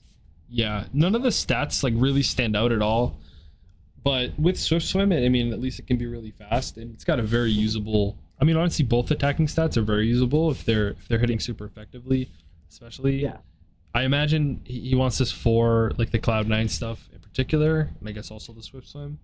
But also it's an Aqua Jet user for his Colossal, which is nice. Just another way to activate it. And I'm sure he could find more things to have up his sleeve with this thing. So. Yeah, no, for sure. It is gonna set up that Colossal. But I just really like Golduck. Yeah. Underrated. All right. And next up we have KingYveltal rounding his team off with a Blastoise. Yeah. Another high defense mon. Um, he's going to he's going to Iron Defense, Yeah. and occasionally Fake Out. This thing can actually shell smash and water spout and fake out. Yeah, it's kind of got a lot of different things it can do. It does seem to fit the team though, just like bulky, just being fat, just like a bulky team. But yeah, I agree. I mean, I think as a water type, it's really good. He's got a fire, water, grass core of Rillaboom, Chandelure, and Blastoise, which seems like maybe a little awkward on paper. Perhaps it's mostly the Chandelure that just kind of stands out as not being very bulky. But the rest of the team though is just can do that for it. And yeah, overall I like this pick. It's pretty flexible. And yeah, it can do a lot for his team. No, I agree. I like Blastoise a lot. So yeah. All right. And with the last pick of the entire draft, Mr. Irrelevant, I had drafted Duosion. Yeah, I know you're a big fan of Duosion. I am too. Duosion. It's got 3 great abilities. It's got a really high special attack stat, a low speed stat, which in this case is a good thing. And with Eviolite, decently bulky, can run Focus Sash if you want. It can set up Trick Room. It doesn't have the best coverage in the world. Honestly, it mostly wants to click those psychic attacks. But other than that, though, it's just overall a good value for where it was in the draft and a sneaky good Trick Room setter. So and actually surprisingly one of my strongest hitting Pokemon in my whole team. It's so hard. Yeah, that's why I love Duosion. It hits really, really hard. It's very slow, so once you get Trick Room up, it's gonna come in, and it's a sweeper. When a lot of people think of Trick Room sweepers, they're not gonna sit here and picture in Duosion, but I am. I know how Duosion plays. Yeah, and it has a regenerator, like you said. Yeah, Overcoat, Magic Card, both also great. So it does have 3 great abilities. I'm just kind of reiterating what you were saying. But yeah, the Eviolite will make it decently bulky. And it's just, I love this pick. I love Duosion so much. Yeah. And it gives you the Psychic type. You didn't have. Yeah, I don't think it's doing anything like too special for my team specifically. It is giving me that Psychic type, like you said, and a good like Trick Room user. But yeah, just overall, just a good Pokemon, and it's definitely a good value, and sitting there. And by the time it came around to me for the last pick, so. Oh yeah. Great pick. And that concludes our draft. So we'll be posting our videos as well as all the other coaches in the league at the end of every week. So on Fridays and Saturdays. The first video will be going up on this Friday. And we're going to be posting Colton and I's perspectives for each of our matches on this channel as well each week. So you can tune in to see that. But yeah, anything else you want to say, Colton? I just want to say that I just want to thank everyone for coming to the draft. This is our first draft league since we created the channel together. And we got 8 really solid competitors in this. These are really good teams, and I'm very excited to see where this goes. So, yeah, for sure. Me too. I mean, me and Colton have played several seasons of Draft League together. I think it's always fun. We've played a lot with these. We played a lot with these same coaches as well. And yeah, I think it's always a good time. We definitely want to hear from you guys too in the comments. You guys can let us know what your favorite teams were. Maybe predict who you think is going to win it all. What was the best pick in the draft? Some of the late round picks I feel like were really good. Sleeper picks as well. So yeah, feel free to point out any Pokemon you guys think were great picks. And yeah, other than that, I think we'll see you guys when we start posting our weekly uploads at the end of this week on Friday and Saturday. Coming up soon. Yep. So thanks guys. See ya.